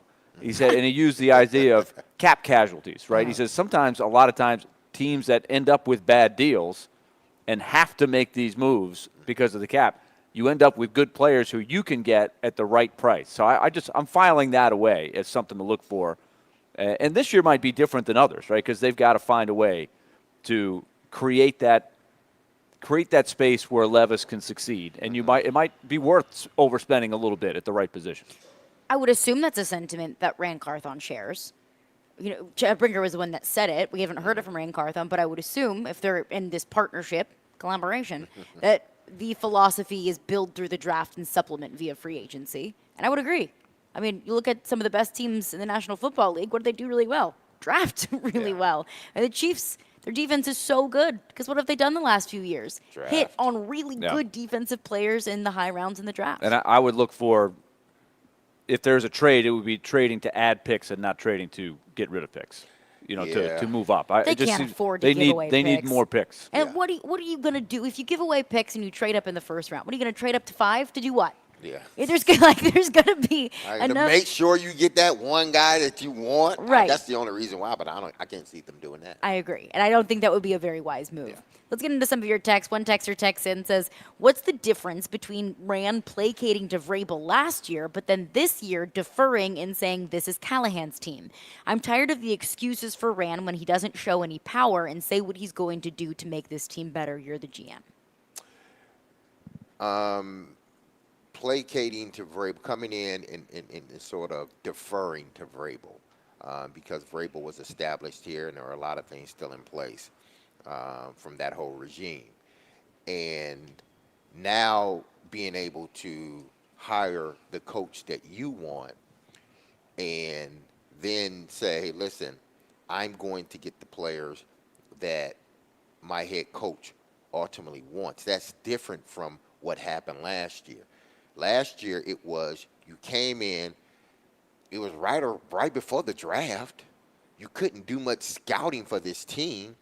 And I even said last year, this was going to be the offseason where it would start for me with Rand Carthon because now it's his team. He has a full year to evaluate this team and know exactly what this team needs and what it doesn't need, whether Vrabel was here or not. Vrabel's not here now, obviously. So now what do you do is I hired this guy. The interview happened right after I hired this guy, Brian Callahan. Now I need to get in the office with Brian Callahan. Hence, we didn't go to the Senior Bowl. Now we need to sort of map out what we want this team to look like. Again, that's why I say have an interview. Hopefully he does another interview in another 2 or 3 weeks. Then hopefully we'll get a better understanding because now they've talked. Now the coaching staff is pretty much set. Now we may get a better understanding of what they're looking for because now I have my head coach. I can't tell you what I'm looking for when I don't have my head coach in place. These are ultimately his players. I am going to go out and get the players that he wants, and I'm going to make sure that I get the best players. But you tell me what you want. 6'5", 230-pound guy that can rush the left side of the field, that can bend like no other, getting around those tackles. Okay, that's the person you want? Okay, I'm going to go get him. But before that, I don't know what they want. I know what I want I know what I can envision as a GM. But what I may envision and what you need is two different things. It's not about me. It's about us. And he said that. This is not me. It's about us. So I don't understand why people don't accept that. Now, again, if he has an interview a month later and he's still telling you these things, now we can talk. Now we can say, Rand, you've had a month to talk to this guy. Y'all couldn't figure this out in a month? That's where I'm at. One other texter texts in says, Caroline, to look back on a season when almost all of the coaches who had anything to do with it are gone doesn't make any sense. You've got players who will be on this roster who could really take offense to those type of comments, be better going forward. Is it so crazy to look back on a season that you went 6-11 and you finished last in the division and not want to look back and think what went wrong? Like, I don't think it's a bad thing to acknowledge what went wrong last year, want to change those things moving forward, and use what you learned last year to make this team better this year. But make next year's team better next year. But it's pretty clear. They fired the coach. They brought in a whole new coaching staff. They've reshaped their philosophy, the front office, what they've been saying, the silos, trying to get rid of the silos, and they're going to turn over the roster quite a bit. And we knew that was going to happen even before last season started. So to me, it's not unclear. It's not cloudy of what direction they're going. But I don't know. I don't know what else you're trying to. I feel like we've gone back. You're gonna have to change. You're gonna have to turn over the roster. You need to supplement the roster. You have to look back at what you had and what wasn't good enough last year in order to build that roster this year. If you just completely ignore the past, if you completely ignore this past season, how are you supposed to build this team for this year? But they're not going to do that though. Mm-hmm. They're not going to ignore it. The decisions are going to start coming in. Like there's going to be the salary cap moves. There's going to be releases. There's going to be a lot of change. Mm-hmm. Right? I think we know. Yeah, they're going. But we've gone through it. We've done the autopsy for weeks on the show since all the way through the playoffs since their season ended. We've talked and identified it. I don't think ours are that different from theirs. I think from their evaluation. I think this may be what people want to hear, and I don't think they will ever hear it because on the surface we can look with our own eyes and tell what went wrong with this team. Mm-hmm. The offensive line was horrible. They didn't have enough pass catchers. The defense wasn't deep enough in the back end. Guys kept getting hurt, so you had to replace guys. So they didn't have the depth that this team needed. So we can see with our eyes what went wrong with this team. We can see it? Exactly. But we don't know the process of what went wrong and why were there so many injuries? Why didn't you do enough on the offensive line? Why weren't the pass catchers good enough? The injury thing, I don't think he can necessarily answer. He can't answer that. They tried to, or they alluded to it when they talked about the analytics and helping with certain areas on our team. But again, I think in order for him to do what you're asking him and what I'm sure a lot of Titans fans, because you're not the only person that's asking it, a lot of other Titan fans are asking. In order for him to do that, he would almost have to, make Vrabel the bad guy. In a sense, to answer all these questions, because if he says, "Okay, yeah, we went and got Dillard, and that didn't work out the way we wanted it to. We kept, Brewer at center, and that didn't work out the way we wanted it to." Then the next question is, well, whose decision was it? Was it yours, or was it Mike Vrabel's? See, that's not the space I want to get into because I don't want to throw him under the bus, even though his whole crew was throwing me and my organization under the bus. But I think you would almost have to because you would have to explain why those things happen. And he doesn't want to go there. And I understand. I get what you're saying. And Caroline. Nobody is innocent. And not one only sole person is guilty. You go 6-11 and you're the last team in the division. I think everybody deserves a little bit of blame. And somebody says that I don't want to give Carthon a chance and I'm just questioning everything. I'm excited about Rand Carthon. I'm excited that he has final say. I'm excited to see what he does for this team and how he builds this team. But it's fair to question. No, it's fair to question him. I'm not saying that. And it's fair to want to hear more from the general manager. And it's what Rand even said himself. I did some things that I probably want to fix this year. And one of those things is talking a little bit more and being in front of the fans a little bit more. But it's okay to acknowledge that. You're right. I don't think he wants to continue to go back and discuss or rehash that stuff because if he does, he's going to ultimately have to throw, or it may perceive like he's throwing Mike Vrabel under the bus, and that's not what he wants to do. He just want to move on. But I get it. I totally understand I get it. I get it that people want to know. But I think my point is, how can we trust you, everyone, Rand, Chad, Brian, Amy, everyone? How can we trust you to fix it if you can't acknowledge what went wrong? Yeah. I want to continue this conversation coming up next. Plus, where a familiar face could end up next season. We'll get into that coming up next. Tim Hasselbeck at the top of the hour, 102.5, 106.3 The Game.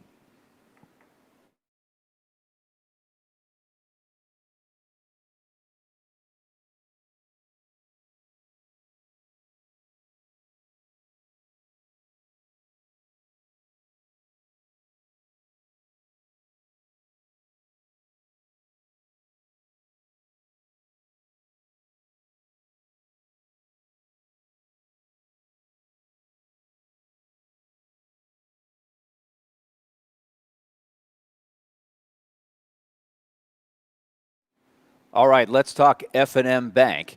We will take it to the bank again on Friday, and it's brought to us by our friends at F&M Bank. They do such a great job with their clients. They value all of their customers. They are in the middle of your community. That is what they really want you to know, that the decisions are made locally, and your business means more to them than other banks.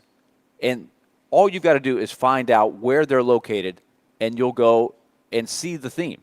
Their branch in Franklin, their branch in Mount Juliet, right on Main Street. They're on West End Avenue here in Nashville. They've got 6 locations in Clarksville. Murfreesboro, Lebanon, Springfield on Memorial Boulevard, all right in the middle of these communities, and they've helped so many people over the years with what they've done. So chances are there's one located near where you're listening right now. All you have to do is find the nearest one by going to myfmbank.com. That's myfmbank.com. And then you can take it to the bank just like we do on Fridays at 1:45 here on our show. It's F&M Bank, banking made easy on purpose. Equal housing lender, member FDIC.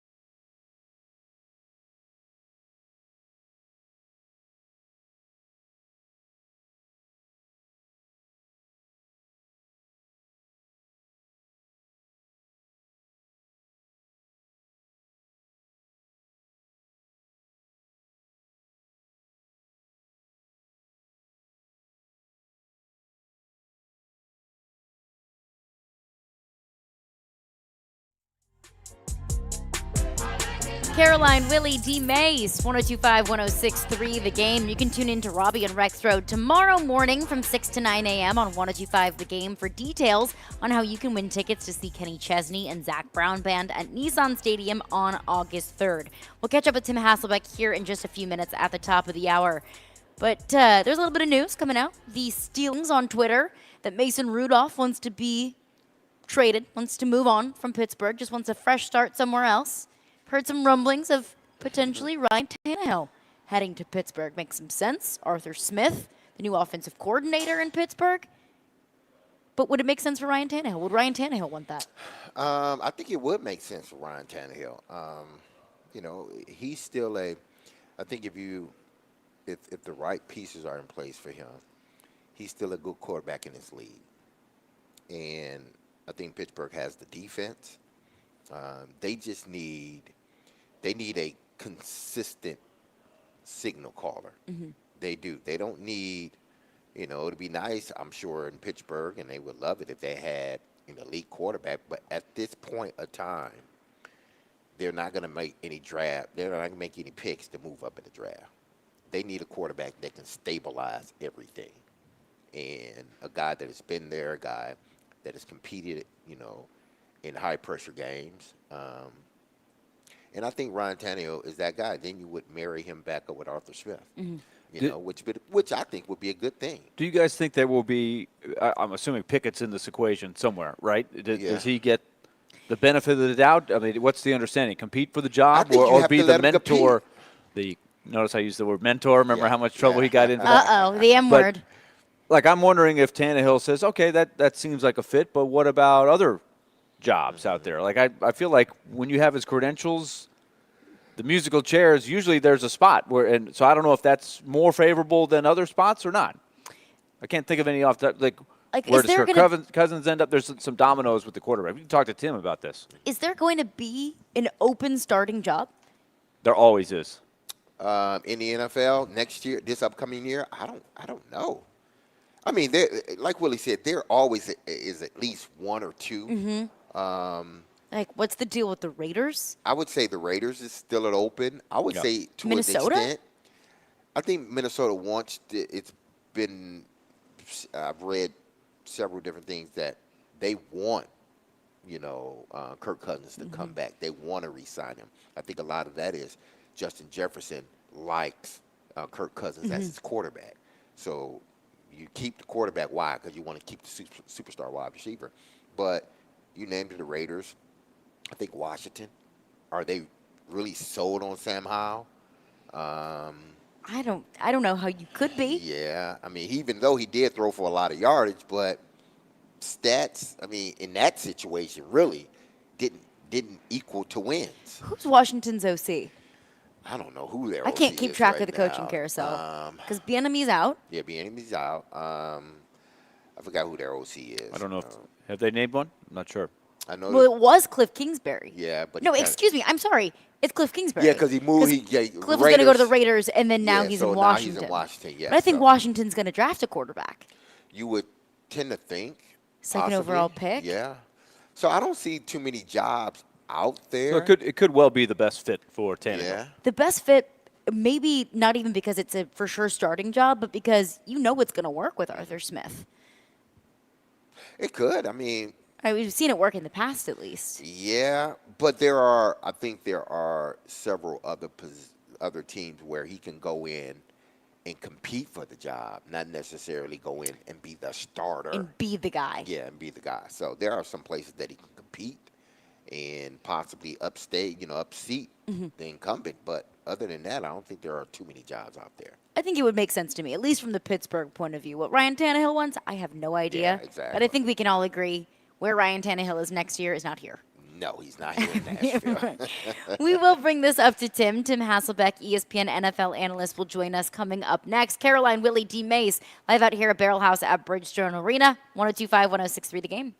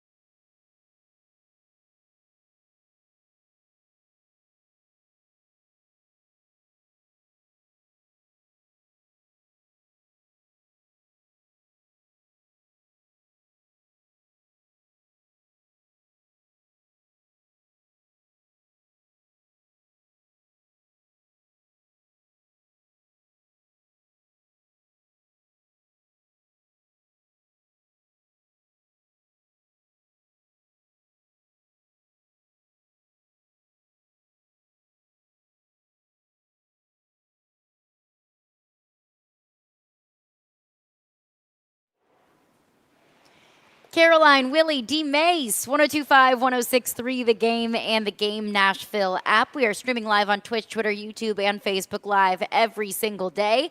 Live out here at Barrel House at Bridgestone Arena because the Predators host the New Jersey Devils tonight on Captain's Night. Puck drop at 7 o'clock. We'll have your pregame coverage at 6 p.m., but make sure you get to the game tonight early if you're headed to Bridgestone Arena because there is going to be a whole lot of fanfare bringing back some former Predator captains. Joining us now is Tim Hasselbeck, ESPN NFL analyst, and of course, head coach of the Ensworth football team. Tim, always appreciate your time. First and foremost, did Kyle Shanahan make the right decision to receive an overtime on Sunday? You know what? I'm actually fine with it. I've seen a lot of the reaction about, knowing that you have 4 downs and all of that stuff. I think that what you don't know is like how long each possession is going to be. And because the Niners' possession was so long, and then quite honestly, the Chiefs' possession was a relatively long possession as well. Like, I think that when you make that decision, if you're Kyle Shanahan, I think that you think that there's probably going to be a legitimate third possession of time. So I kind of understand and am generally fine with, you don't know how it's all going to play out for him to make that decision at that moment. ESPN NFL analyst Tim Hasselbeck is with us. Speaking of that, Tim, this was one thing we were throwing around yesterday, and one thing I was wondering to myself while watching the game. Why is there a game clock in overtime? Yeah, well, if you're going to match, if you're going to be able to match, scores, which you can. Listen, I know that there's been a lot of heat on Kyle Shanahan, and I get that the rules evolve in the National Football League. They've changed. But I think in fairness to him, with a second-year quarterback who was drafted last overall the year he came out, he led his team on 2 go-ahead fourth-quarter drives and a go-ahead overtime drive. And only because the NFL decided to change overtime rules just a few years ago is he not a Super Bowl champion. I don't know. I'm not one of these. I'm looking at Kyle Shanahan exactly the way I looked at Andy Reid in Philadelphia when everyone said Andy wasn't good enough to win it all. And I thought, this guy's a really good coach. Like, he absolutely is good enough. I feel that same way about Kyle Shanahan. And then on top of it, listen, he's an offensive guy, offensive-minded head coach. His defensive coordinators keep getting hired to become head coaches. So, I don't know. I don't think I'm on board with this. Hey, Kyle Shanahan lost it. He can't win a big one, and he's given up leads. I don't think I can subscribe to that. When you consider who he's lost to in the Super Bowl, in the 3 Super Bowls he's lost, both as a coach and a coordinator, well, it's Brady, Mahomes, and Mahomes, 2 of the best quarterbacks to ever play the sport. So, with keeping that in mind, how this is a copycat league and every team wants to replicate what a Super Bowl champion does. Well, you can't replicate what Patrick Mahomes does. Not everybody can just have their own Patrick Mahomes. So how does a team do it? How does a team, win a Super Bowl, get past Patrick Mahomes when they don't have that elite quarterback? You know what? And this is going to sound terrible, but you know what you need? You need a little bit of luck. Like, honestly. I'm saying, like, I had a coach one time say, look, it's a funny shaped ball. It's going to bounce funny sometimes. And, like, you just think about it. They missed an extra point. What? Like, how'd you miss an extra point? Like, that's a difference in the game. Hey, you had a punt return where, one of the guys on your punt return team, he gets hit in the leg with the football on a bad punt. Like, what? You need a little bit of luck. You need David Tyree to catch the ball in his helmet. You need, Ben Roethlisberger after, Jerome Bettis fumbles on the goal line, to make a play on Nick Harper, that gets you to the Super Bowl. Like, you need a little bit of luck. Like, there is good fortune in it. Look, Tom Brady's got 7, sure.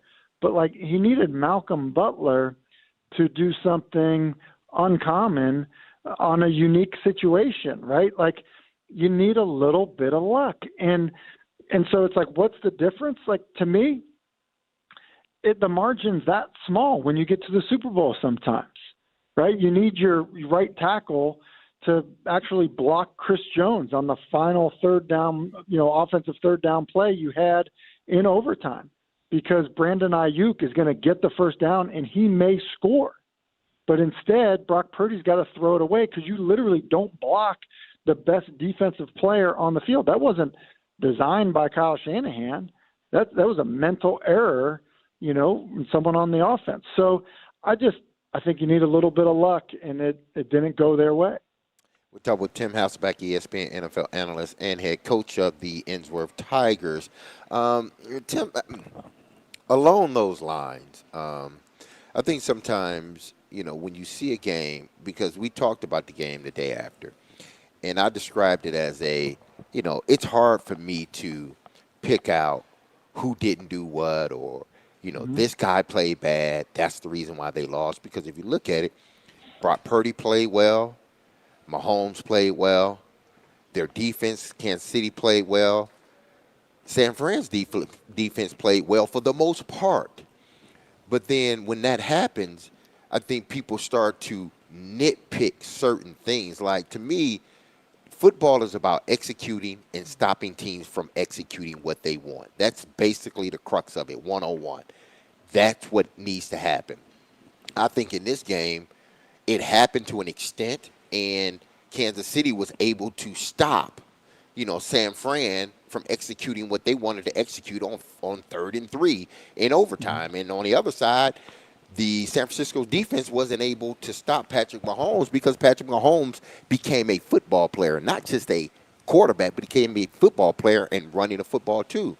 That's why I think people now go to, well, it's Shanahan's fault because he decided to take the ball in overtime instead of deferring with them.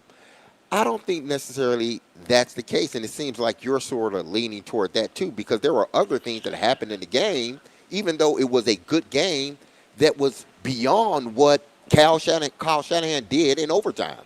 Yeah, I do think that that sometimes, and like listen, this is a receiver. Like, sometimes somebody covered you, and quarterback made a great throw, and because he made a great throw and you were able to make the catch, it was like, hey, was that the DB's fault? Or is it like, hey, man, like, we need to tip our cap to you, like, good job. Like, I think there's an element of, listen, Kansas City's not a zone read team. Well, guess what they did? In the beginning of the third quarter, they kind of stumble onto a zone read play where Patrick Mahomes rips off like a 15-yard run. And guess what? 4th and 1 in overtime, they came back to the same exact design. And then they came back to a very similar design on the game-winning touchdown.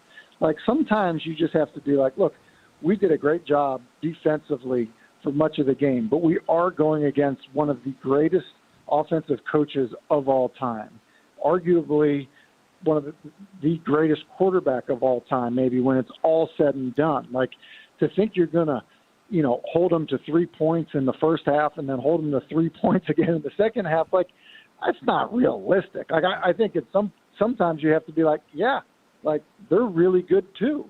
So I think sometimes you can give credit to somebody and not say, hey, it's, Nick Bosa's fault. It's Kyle Shanahan's fault. Like, sometimes it's just like, you know what? They got us. Like, you beat us with your play call and your player.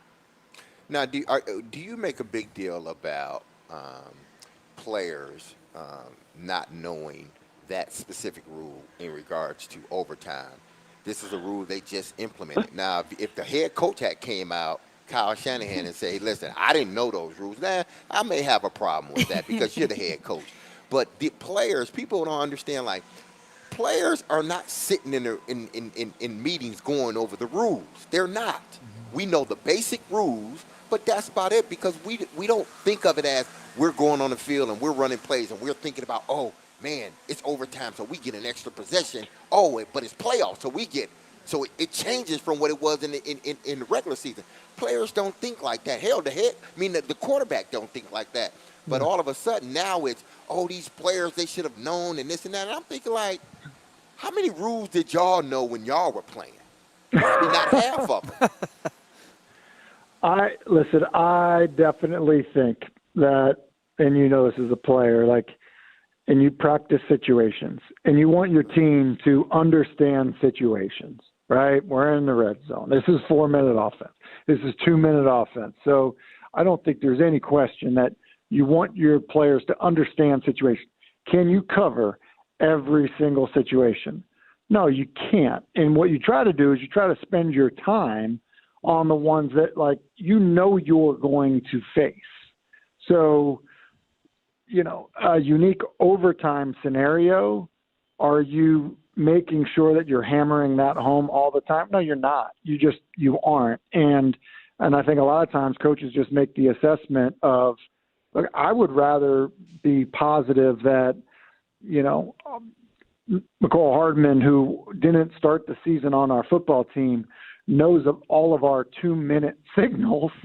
That's more important to me than if he understands the nuances of sudden death overtime, right? I think it does come down to that. That's really the case. And so it's not surprising to me, especially when you get outside of positions like quarterback and maybe a few key positions on the defensive side. Tim Hasselbeck is with us. And Tim, I didn't think that I could be more impressed than I already was. We had this conversation a lot yesterday with Patrick Mahomes himself. But when you get that third Super Bowl, you get a back-to-back. He's only 28. He's separating himself even from other greats. And we were just talking about the uniqueness of his game and how – and D-Mase brought up Aaron Rodgers, and we sort of had a great discussion yesterday of they have that improvisational thing, but I even feel like Mahomes is at a different level with the different arm angles and throwing the ball left-handed and throwing it with two hands, like almost a basketball shot, like things that have never been done and cannot be taught. Yeah, look, I think he's changed the game. He started doing things, the way Brett Favre kind of did at some points where you would never coach somebody to do it. Now, the difference with Brett was it often led to a bunch of turnovers, right? It felt super reckless at times. Like with Patrick, it doesn't feel that way, right? It doesn't feel as reckless. And so, there's that element of it where, watch kids in college warm up now, like people are practicing throws that really you shouldn't make. It'd be like a basketball player, just practicing half-court shots. It's like, right. Well, like Steph Curry has sort of changed the game in that same respect. Yeah. We're like, hey, we really actually don't want you doing that. And so I think that he's changed the game in that regard. But then I also think that his knack for doing other things in terms of knowing when to run and how he's played in some of these moments where he's got to bring a team back, it's remarkable. It really is. And there is a competitive awareness and fire to him that is not normal. And even other really great quarterbacks, maybe don't have it now. And I think, like we probably all agree that Brady changed the game in a different way, and he has that competitive awareness and ability to play great and slow things down in the biggest moment. But I'll still go back to something I said before, like for Brady to get to 7, there needs to be some good fortune as well. And I think a similar thing with Mahomes. In order for him to continue to chase the way he's had it and get to 3 Super Bowls before he's 29 years old, there needs to be some good fortune for him also. So, look, I think that is going on, with him. And I think that he's changing the game. And I think that, look, being surrounded by a great coach and a good supporting cast and then having some things fall your way are going to need to happen for him to reach 7 and be able to, I guess, be in the conversation of, yeah, he's even better than Brady. You got me thinking when you start to see other people try to emulate some things that Mahomes is doing. And I think about Will Levis because Levis has a little bit of that arm strength where he can change arm angles. He can throw off the back foot. And Mahomes is so good at it. Like even that last throw on the last play, it almost looks like you could see the baseball footwork. It's almost like he's playing second base and he's making a throw. There's But you like the traditional way of teaching mechanics is repeat the same delivery, 7-step drop, 5-step drop, timing. And so that happy median is what you're shooting for. But I do wonder if, like you say, he's changing the game. What can be taught, and what can you teach Levis specifically? He's got the athletic ability to do this, but can he get success? Does he win the battles when he tries to make throws like that? Yeah, I think it's a great, it's a great kind of discussion of like, okay, well, what are you trying to make someone to be? Like, you can't make Kirk Cousins Patrick Mahomes, but Kirk Cousins being the best version of Kirk Cousins, you can be pretty good and you can win a lot of football games, right? Yes. And so I think that there has to be an understanding of, look, and this is how Andy Reid coached my brother. When my brother got to Green Bay and Brett was there, he would, show him something that Brett did on film, and he'd be like, do not do that. Like, I don't want you doing that. Like, you see that completion that he just made to Antonio Freeman, you're not allowed. Like, that's not for you. But what is for you, watch his toughness. Watch the way that he leads the team. Watch the way that he works and everybody sees the way that he works. Like, watch the leadership. Like, do that. And so, I don't think it's a good idea because Will Levis, as talented as he is physically, he's not Patrick Mahomes. And and so he shouldn't try to be. And so I think that's a dangerous path to go down, to say like, yeah, hey, see that crazy play that he made there? I want you to make that too. I don't think it's for everybody. I think it's trying to really hone in and identify what your guy does well, building into that, finding the weaknesses, trying to build those back up, and then the leadership component of it, learn from everybody. ESPN NFL analyst Tim Hasselbeck is with us. To saw Paul Dehner, who covers the Cincinnati Bengals for The Athletic, he reported that T. Higgins and the Cincinnati Bengals, they're at a crossroads of what this upcoming season looks like for T. Higgins. And one thing that is on the table is a potential tag and trade. The Titans could be in the wide receiver market. T. Higgins, of course, has a relationship with Brian Callahan. Brian Callahan knows what makes T. Higgins tick. What is the future for T. Higgins? Where is he in 2024? And if there is a trade market for T. Higgins, what does that trade market look like? Yeah, I think the tag and trade thing is real, and then path to an extension, just because things are going to get expensive in Cincinnati quickly. I think there'll also be a market. This is a good receiver class by most people's account, coming out. But I think if you're looking for a number one receiver, T. Higgins can be that. He's young. He's been relatively healthy. He's been super productive. He fits the profile in terms of size and speed and all of that. And so I don't think he'll be back in Cincinnati because I don't think that he'll want to play on the tag. And I think that, it'll give Cincinnati an opportunity to get something, for him. So, and I would think that if you were going to start to just match things up, I would think that Tennessee would be on, the top of the list in terms of probably destinations that he would be comfortable with. And then, the thing I would say is I think there'll also be competition, right? New England's going to have a lot of money. And so there'll be a desire there. Houston is a team that, has so many young players that they're going to have money to spend, and getting better at receiver, even though they had young guys play well, I think will be a desire. So I could see the Titans being a landing spot, but I think there'll be a lot of competition. What do you think is a fair trade package? Oh gosh. It's so hard because, you're also signing the guy to a long-term deal, but I think that if you just were to look at, remember the final details, on A.J. Brown, but it's going to be more than that.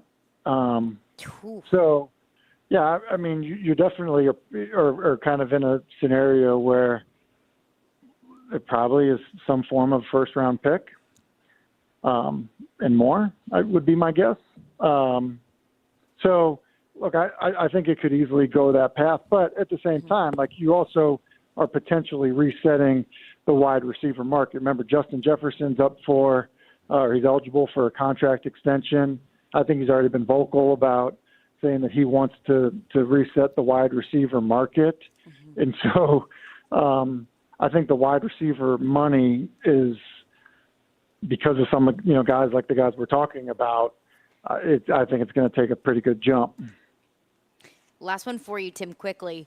Is Ryan Tannehill a Steeler next year? Ooh. Somebody's going to be there. Now, look, I think they prefer Justin Fields to Ryan Tannehill, but I think there's a very good shot that he's there, yes. Interesting. Fields, that's really so Pickett, we just don't think is. I think that there's going to be Pickett's going to have a little sweat on his brow going to training camp next year. Yeah, to say the least. Oh, small hands, Kenny. Tim Hasselbeck, ESPN NFL analyst, and of course the head coach at Ensworth. Tim, appreciate your time. Thanks for joining us. You got it. See you guys. Appreciate it. Tim Hasselbeck, he is the very best. Appreciate him for stopping by. Coming up next, it is Captain's Night at Bridgestone Arena. We'll see some familiar faces back in the building tonight. We'll talk some Preds coming up next, some moves that the Predators made over the last couple of days. What does that mean for this team in the short term before the trade deadline? What could this mean for the team for in terms of a potential playoff push? My goodness. We'll get into that coming up next. And, of course, your phones as well. 615-737-1025 is our phone number. Caroline, Willy, D-Mase, we're brought to you by Zen Sports. Start earning cash rewards on your bets today. Gambling problem? Call 1-800-889-9789. Terms and conditions apply. Must be 21 or older and in Tennessee to bet.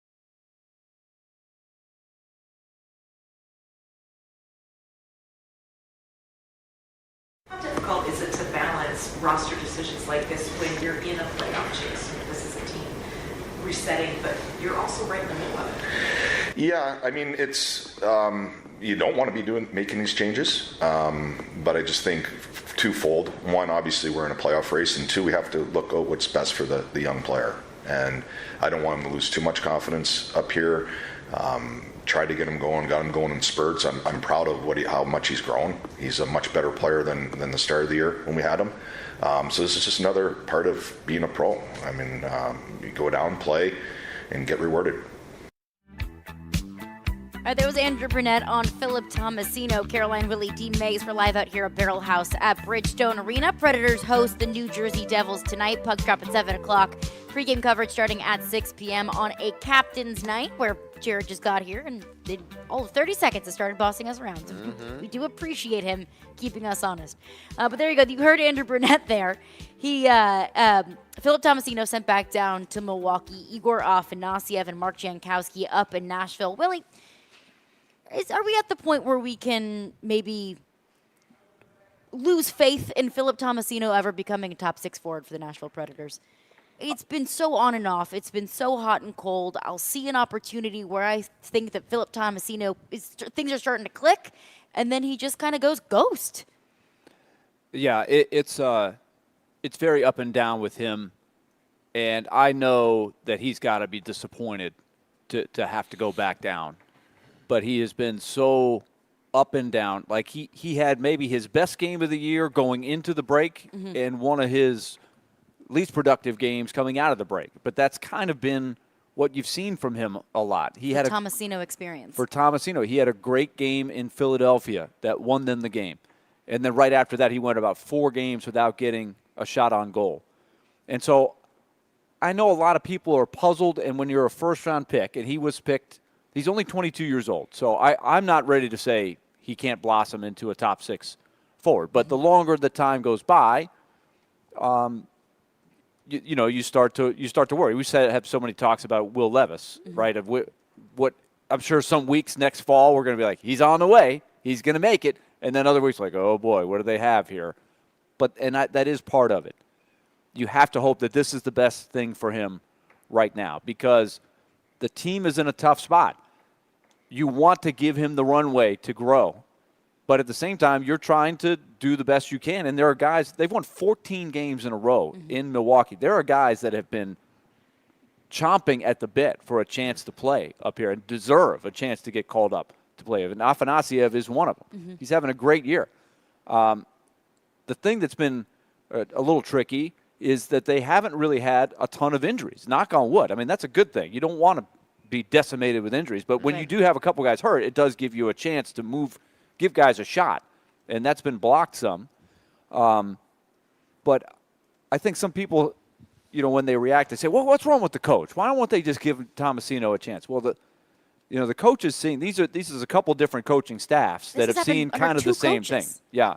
So I'm not ready to give up on him, but I do think this is probably the right time to try this here because sometimes that's what it takes is one more time. And you got to hope that that's happening with Parsonen too, is that when he comes back up, he'll be more ready to take the next step forward, maybe more confident.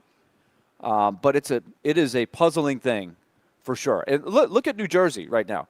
They're playing a team that was bad for a long time, that accumulated a lot of top 10 picks, and they've got an unreal amount of talent on that roster, and they're sitting there going, why can't we find the magic that we had last year when we had 112 points? So young players, there's some ups and downs that go with it. You see the talent, but you're also saying to yourself, I got to see it every night. They've still got a lot to learn. And that's the difficult thing when you're looking at young players, because there does come a certain time where you say, look, I get that you're young, but we need to start seeing more consistency. At a certain point, this kind of thing can't keep happening. That there's a certain leeway and some grace that young players do get, and they should. They deserve it. That you're not always going to be playing at a certain level every single night when you are a developing player. I totally understand that. But at what point do we need to start seeing that more consistently with Philip Tomasino? That at what point is this maybe just who he is? In another situation, let's say he was playing for San Jose, I think, or just a team that is not really competing. They're looking to see what they've got. If you were not playing for anything, he would be the type of guy that you could probably just throw out there every night, just give him the minutes. There's going to be good nights and bad nights, and maybe you learn that way.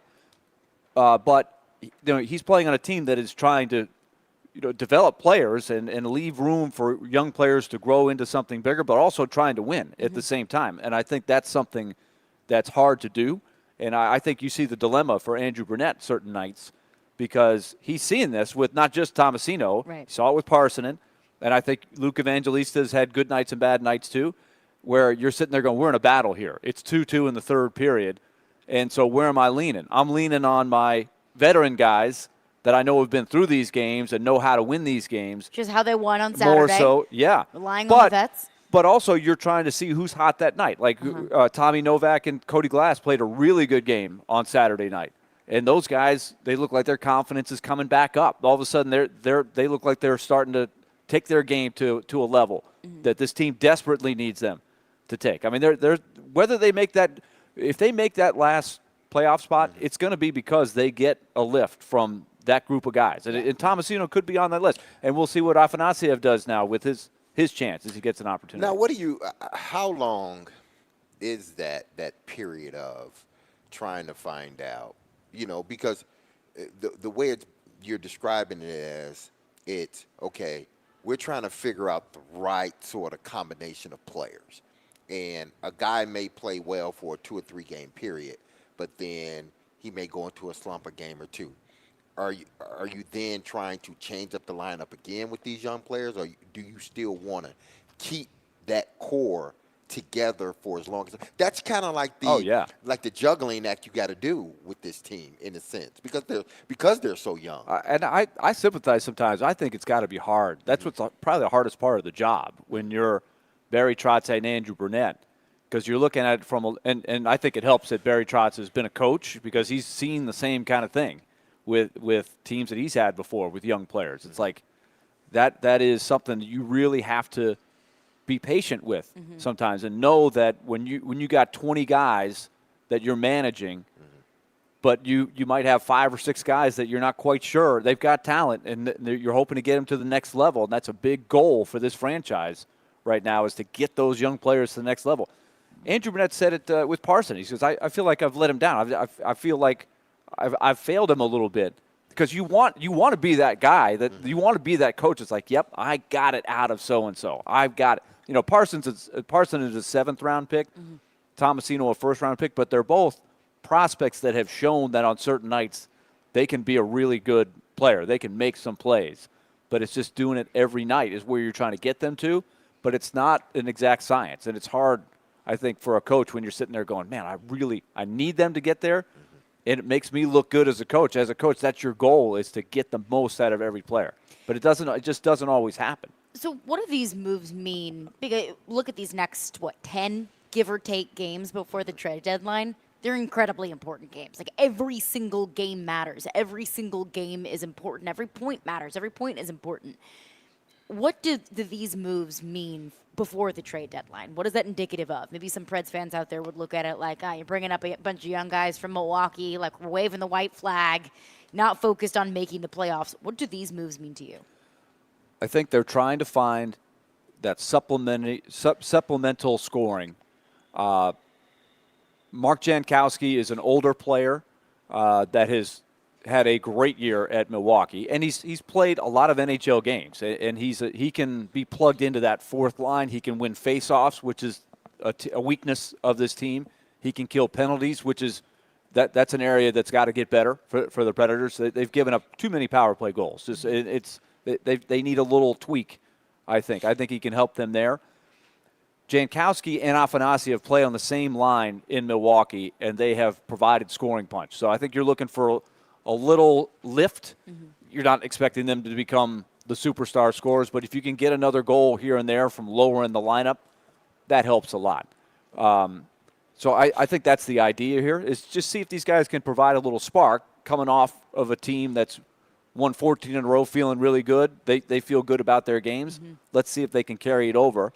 Afanasiev is a really interesting one. He's a 2nd-round pick that I don't think a lot of talent evaluators think has a high ceiling, but he does some good things. And to his credit, he has really taken his production to another level at Milwaukee, surprisingly so. And one extra text in says Tomasino has shown the most promise out of these young guys. Would you agree with that? It depends on who you would put in this category. I put Parsonen, Tomasino, and Evangelista in the same category because they're all 21 or 22 years old. Novak, and have Glass, all shown good things and have shown at times like, you know. Yeah, so in my mind, I still think that maybe Parsonen would edge that out, but it's debatable. I think you could argue that Tomasino is that guy. They're all 21 or 22. Glass, Novak, a little bit older, so they should be further along. So you hold them, I think, to a little different standard, and I think you're a little more patient with 21, 22-year-olds. And then you've got that other crop that's younger that's all playing in Milwaukee. Now, Afanasyev is also 22, so he was drafted the same year as Tomasino. So he's the same age. So is he making a jump? Different guys grow at different rates. That's the tricky part of this whole thing. This texter goes on to say, Alex in Nashville says, it doesn't help that this franchise can't develop forwards, and Brunette puts Tomasino on a line with Cole Smith and McCarron most of the season, and Tomasino has a very short leash. It's frustrating to watch. I understand that point of view, but I also have no problem with Andrew Brunette doing one of the two things. One, throwing something at the wall to see if it sticks, to see if something just provides a little bit of chemistry, a little bit of energy in this team to really kind of push them over the edge in this next stretch of incredibly important games. And the second thing is, I have no problem with you moving a player down, whether it's Tomasino or Juuso Parssinen, whoever it is, if you can't depend on them to play at a certain level night in and night out. If you aren't meeting expectations, you can't be up here. See, I think you could have plugged in that same conversation with Tolvanen last year. Believe me, the coaches want to put those guys on the second line. This particular team, you take the first line, Forsberg, O'Reilly, Nyquist. That's the first line. They have been desperate to find consistency with the second line. Tomasino's had plenty of chances to be on that second line. That's where they want to put him. But he's got to earn it. Yeah. He's got to earn it, or else you can't play him there. You can't just keep him there for 5 weeks when you have these ups and downs, when there's other solutions that in the moment are probably better solutions. But that's where they want to get him to. That's why they hope by going down, they can bring him back up and he's closer to being that player. That's all you can hope for. But some guys just don't get there. Right. Some guys just don't. Maybe that's the case. That would be the sad part about this group that's been up with the Predators. Maybe they don't find a great player. There's no guarantee. Out of that. There's no guarantee. And that they may have to go in a different direction and hope the next crop in Milwaukee that's lighting it up right now, that there's better solutions there over time. 615-737-1025 is our phone number. We'll get into your thoughts on that. But coming up next, Predators in action tonight hosting the New Jersey Devils. It is captain's night. What do we want to see from this team tonight? How can you kind of replicate the vibe, the energy, the environment that was here on Saturday night when the Predators hosted the Arizona Coyotes? We'll get into that coming up next. Caroline, Willy, D-Mase for broadcasting from the Spring Hill Heating and Cooling Game Nashville studios, keeping your home feeling comfortable all year round.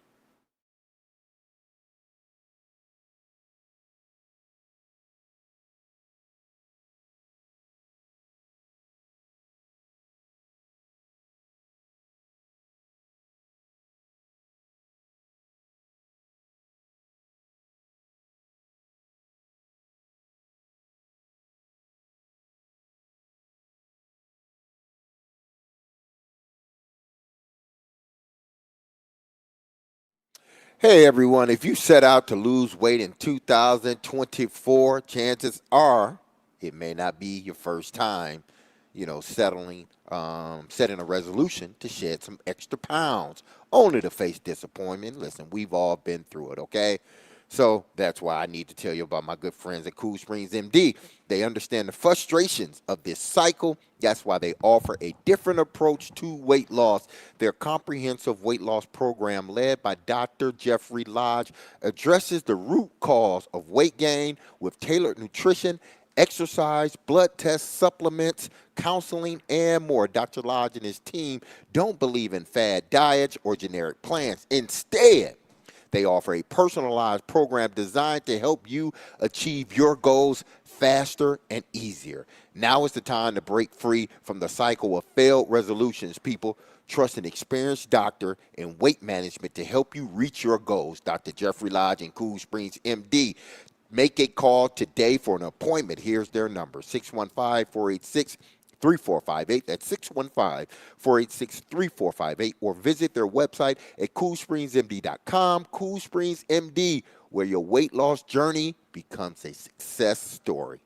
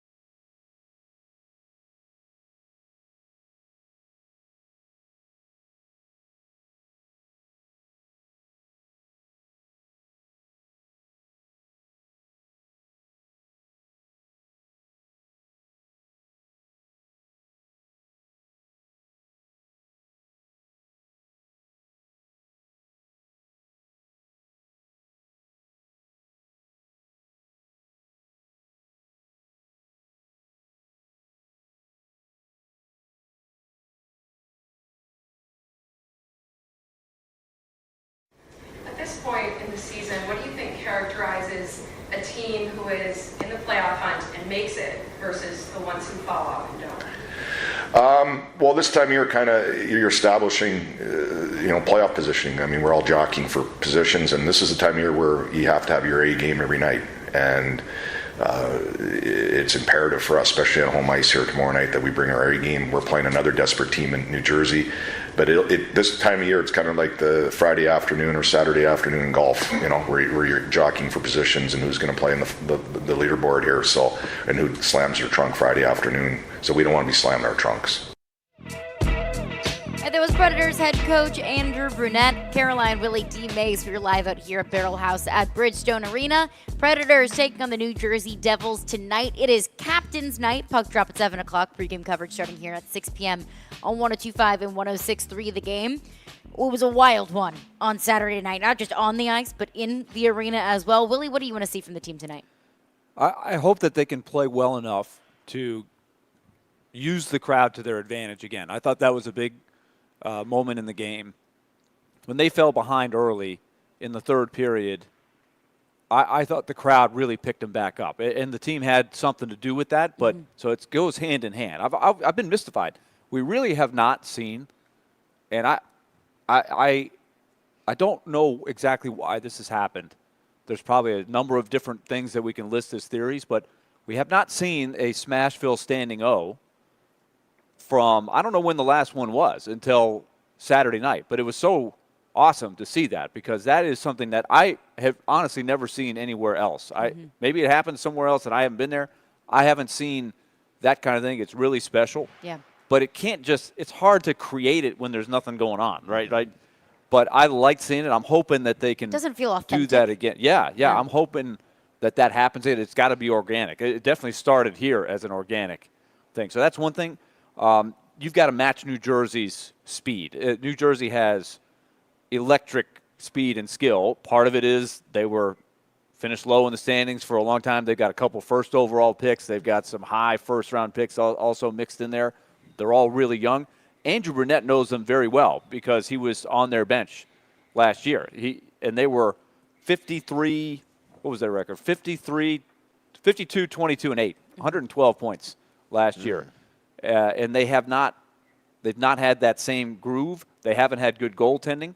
And they score a lot and give up a lot. So I think that's going to be one of the things to look for tonight is, can Nashville make them defend? If you make them defend, you can exploit them. If you let them run the track meet and get going, you're not going to win, especially the way the Predators will not be able to match their speed if it's a high-event track meet. Saros in net tonight? Yes. Can we assume? Oh, and has that been announced? Should be, yeah. Okay, interesting. So New Jersey, 19% chance of making the playoffs. They're 4 points out. What is the vibe right now in New Jersey? Frankly, I do not know. I don't keep track of the New Jersey Devils. Is the expectation this year playoffs? Oh, yeah. They beat the Rangers in the first round of the playoffs last year. So their expectation is playoffs. And they're very frustrated as to why they have taken a step back. They have not gotten good follow-up years. They made a big trade for Timo Meier last year. He has not been the star that they hoped he would be yet. He's a talented player. They've quite honestly, the situation in Canada, the Hockey Canada from 2018 affected two of their players. So that left them a little thin. One of their more veteran defensemen, Dougie Hamilton, got hurt. So they're very, very young on the back end. So that's hurt them, and they haven't had the goaltending that they need. Last year, their goaltenders probably overachieved to get them to 112 points. This year, they've underachieved, which is why they're on the outside. But yeah, they're trying to make it. There's been some chatter of, with Tom Fitzgerald and Barry Trotz in their background, potential trade partners down the road to try to, they've got so many assets, New Jersey does, but they're all young.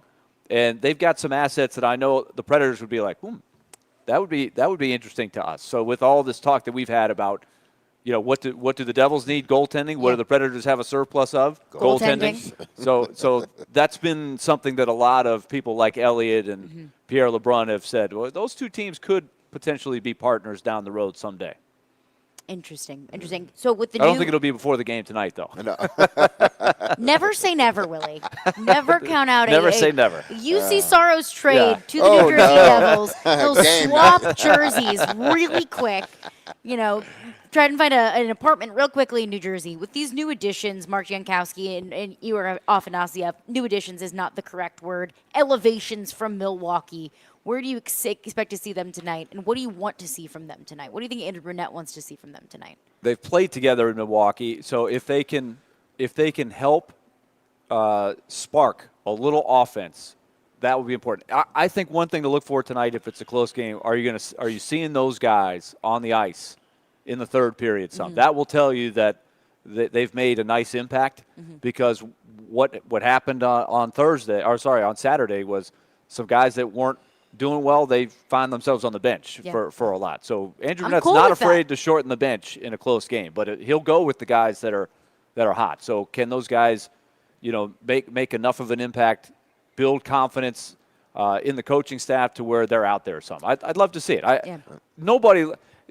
The fans that have met Igor Afanasyev, they absolutely love the guy. The guy has an incredible personality. He wants to be a player so bad. He's a guy that's so easy to root for. And so he has busted out with great production in the AHL. There's still some question. Can he do it in the NHL? He came up last year and had some decent nights. So I'm curious, what version are we going to see of him now that he gets this opportunity? I'm particularly looking at him. Jankowski, I think steady play. That's what you're hoping for from him. You kind of know what you're getting with him. Afanasiev is a wild card. Well, I mean, it's captain's night tonight. So what should the fans expect? What time should they get here, Willie? Okay, what do you like to say? If you're not early, you're late. You're late. Yes. So I hope you want to be here for that pre-puck drop ceremony. Give yourself an extra 15, 20 minutes, depending on where you're. We know traffic's crazy now, so give yourself an extra 30 minutes. But you're going to want to see the pre-opening puck drop ceremony. I think it's going to be special, especially when they announce Shea Weber. I'm telling you, it's going to be goosebumps. It's going to be goosebumps. It's going to be a great night here at Bridgestone Arena. Again, puck drop at 7 o'clock. We'll be back tomorrow at 11 a.m. Stillman and Company is up next. Be loving your people. Peace.